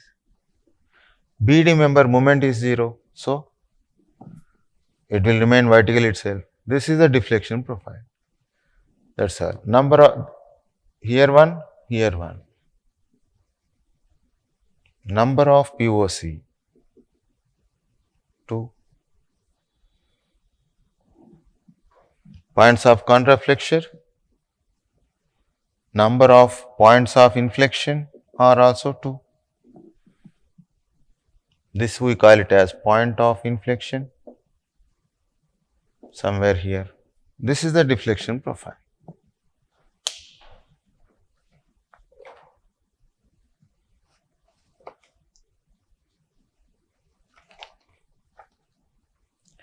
Now, sometimes what they do to save our time, they give you all the moments. You only have to find only one unknown quantity. By taking here in this axial force 32, these moments they will give. Your task is draw free body diagram, find the axial force or shear force, any one quantity. Okay, because solving all the entire problem involves half an hour, sometimes 1 hour also it will take. Suppose dk is force A, it will take 1 hour to solve the complete problem. So, they solve it for us and they give you all final end moments. Then only one equation you have to use to find the remaining unknown quantity. Takes only 1 minute time. Let us see how that question comes.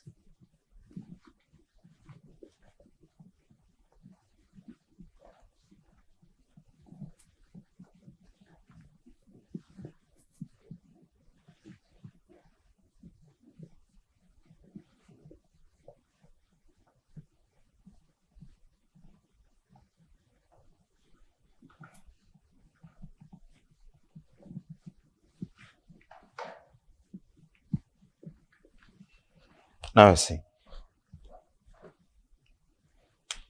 Next one. The frame shown in figure is analyzed and the final column moments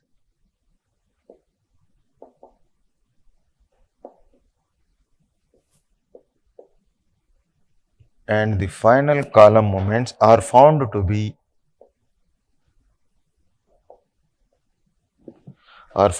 as shown in figure. The value of P is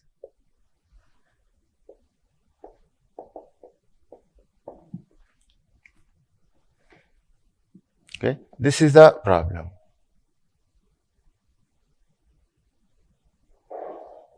One end is hinge,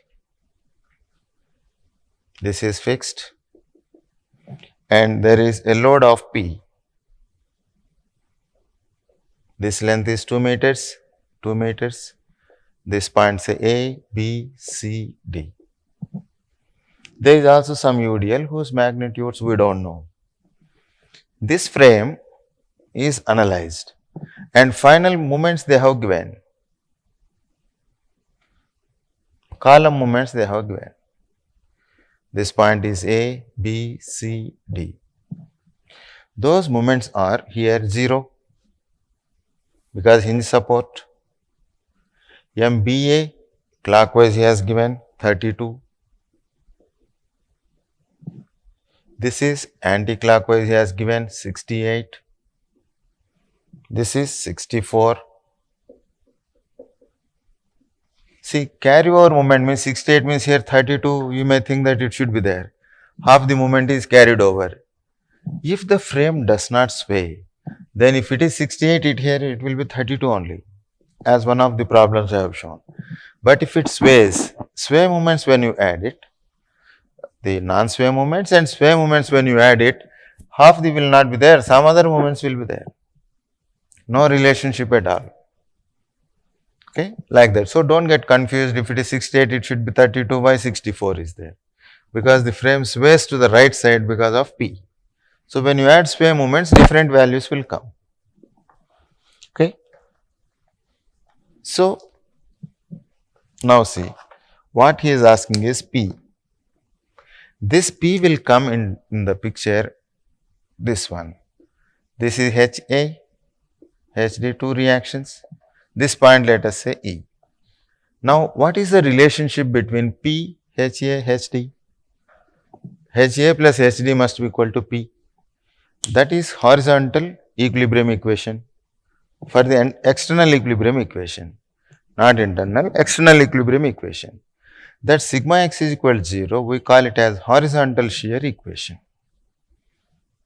So this is the problem. First point. From the equilibrium of entire structure,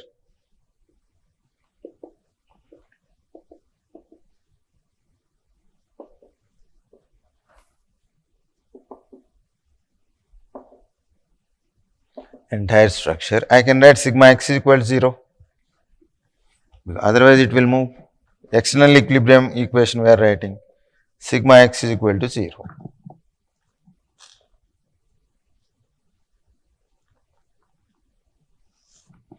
Right side force is positive, left side force is negative.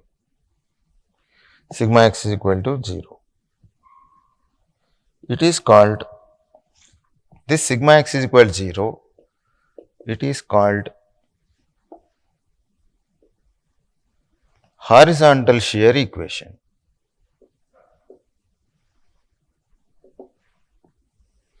You can also have vertical shear equation if you write sigma y 0. This is horizontal shear equation. Why we call horizontal shear equation? On the column, at this point, what is the shear force? HA. That means HA is acting like a shear force on the column. This is also shear force. And that shear force is acting horizontally. That's why horizontal shear. If it are vertical shear forces you write, say, then vertical shear equation we could have written. We will see in the next problem under what circumstances we have to use vertical shear equation. The forces will tell that whether shall we use sigma x 0 or sigma y 0. It is called horizontal shear equation because HA and HD act as horizontal shear force. Act as horizontal shear force on the columns. That is the reason. Okay. Now, when you write sigma x 0, it is external equilibrium equation. So, this horizontal shear equation, it deals with external action and external reactions only.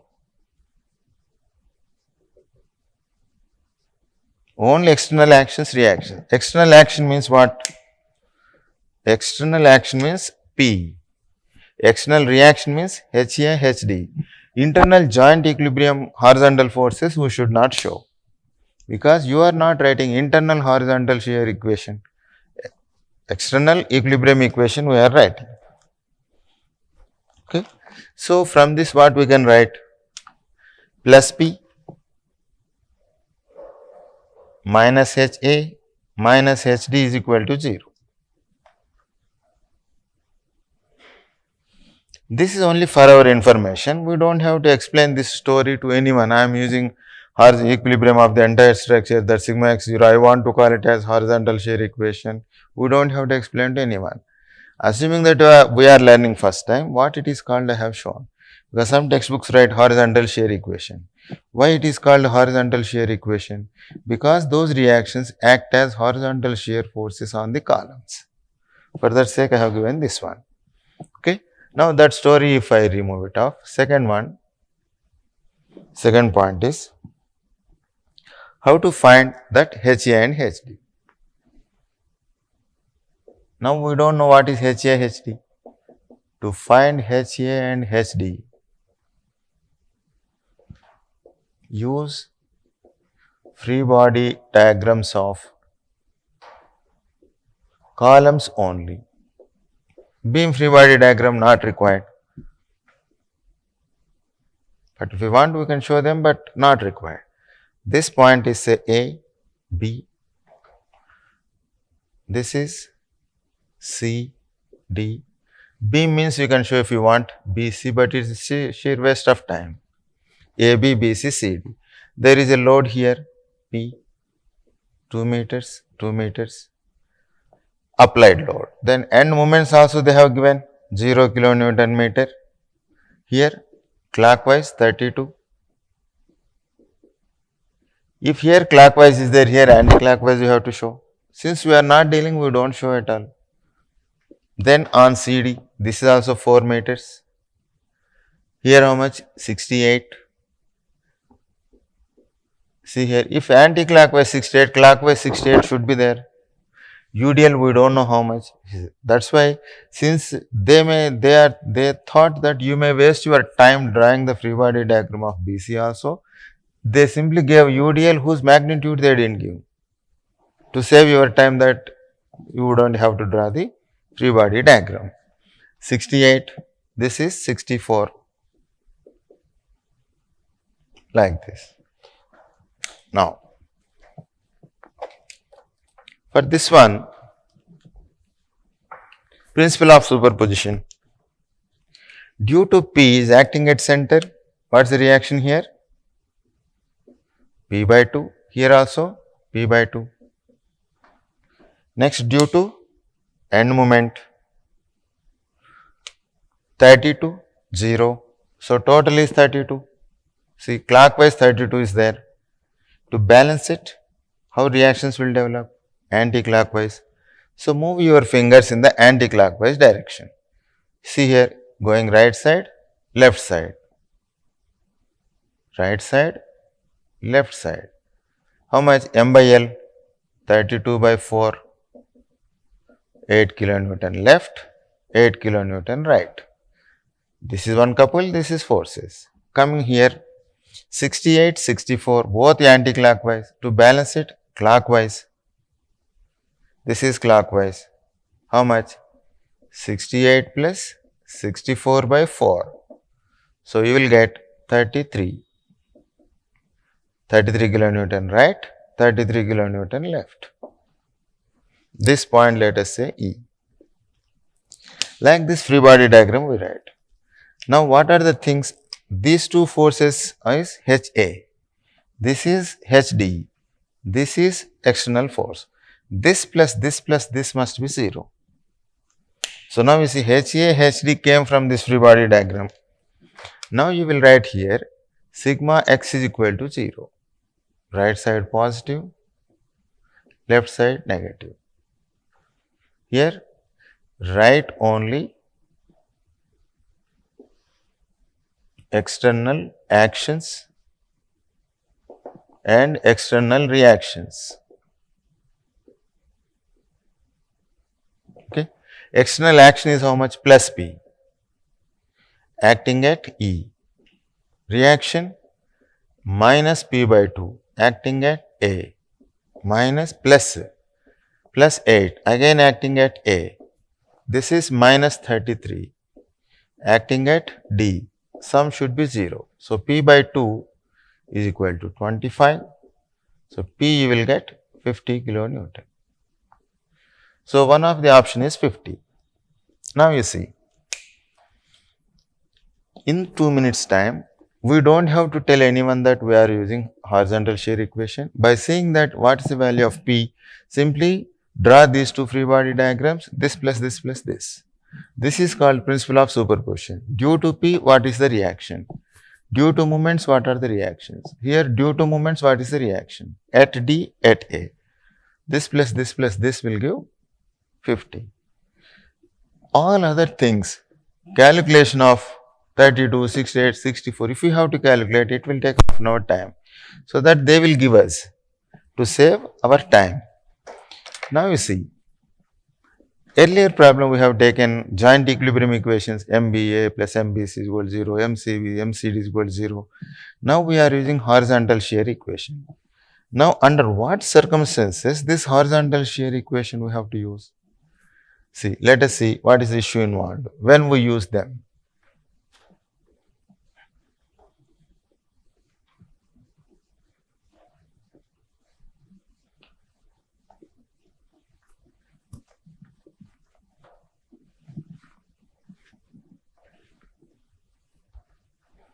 Not.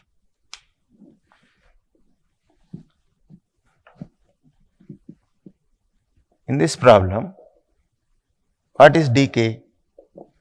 4. What is that 4? Theta A will be there, theta B will be there, theta C, and the frame sways to the right side, and that means delta B x also is there. Theta A, theta B, theta C, and delta B x. Delta Bx is nothing but some delta. That delta we call it as sway. BB dash. So B. So we require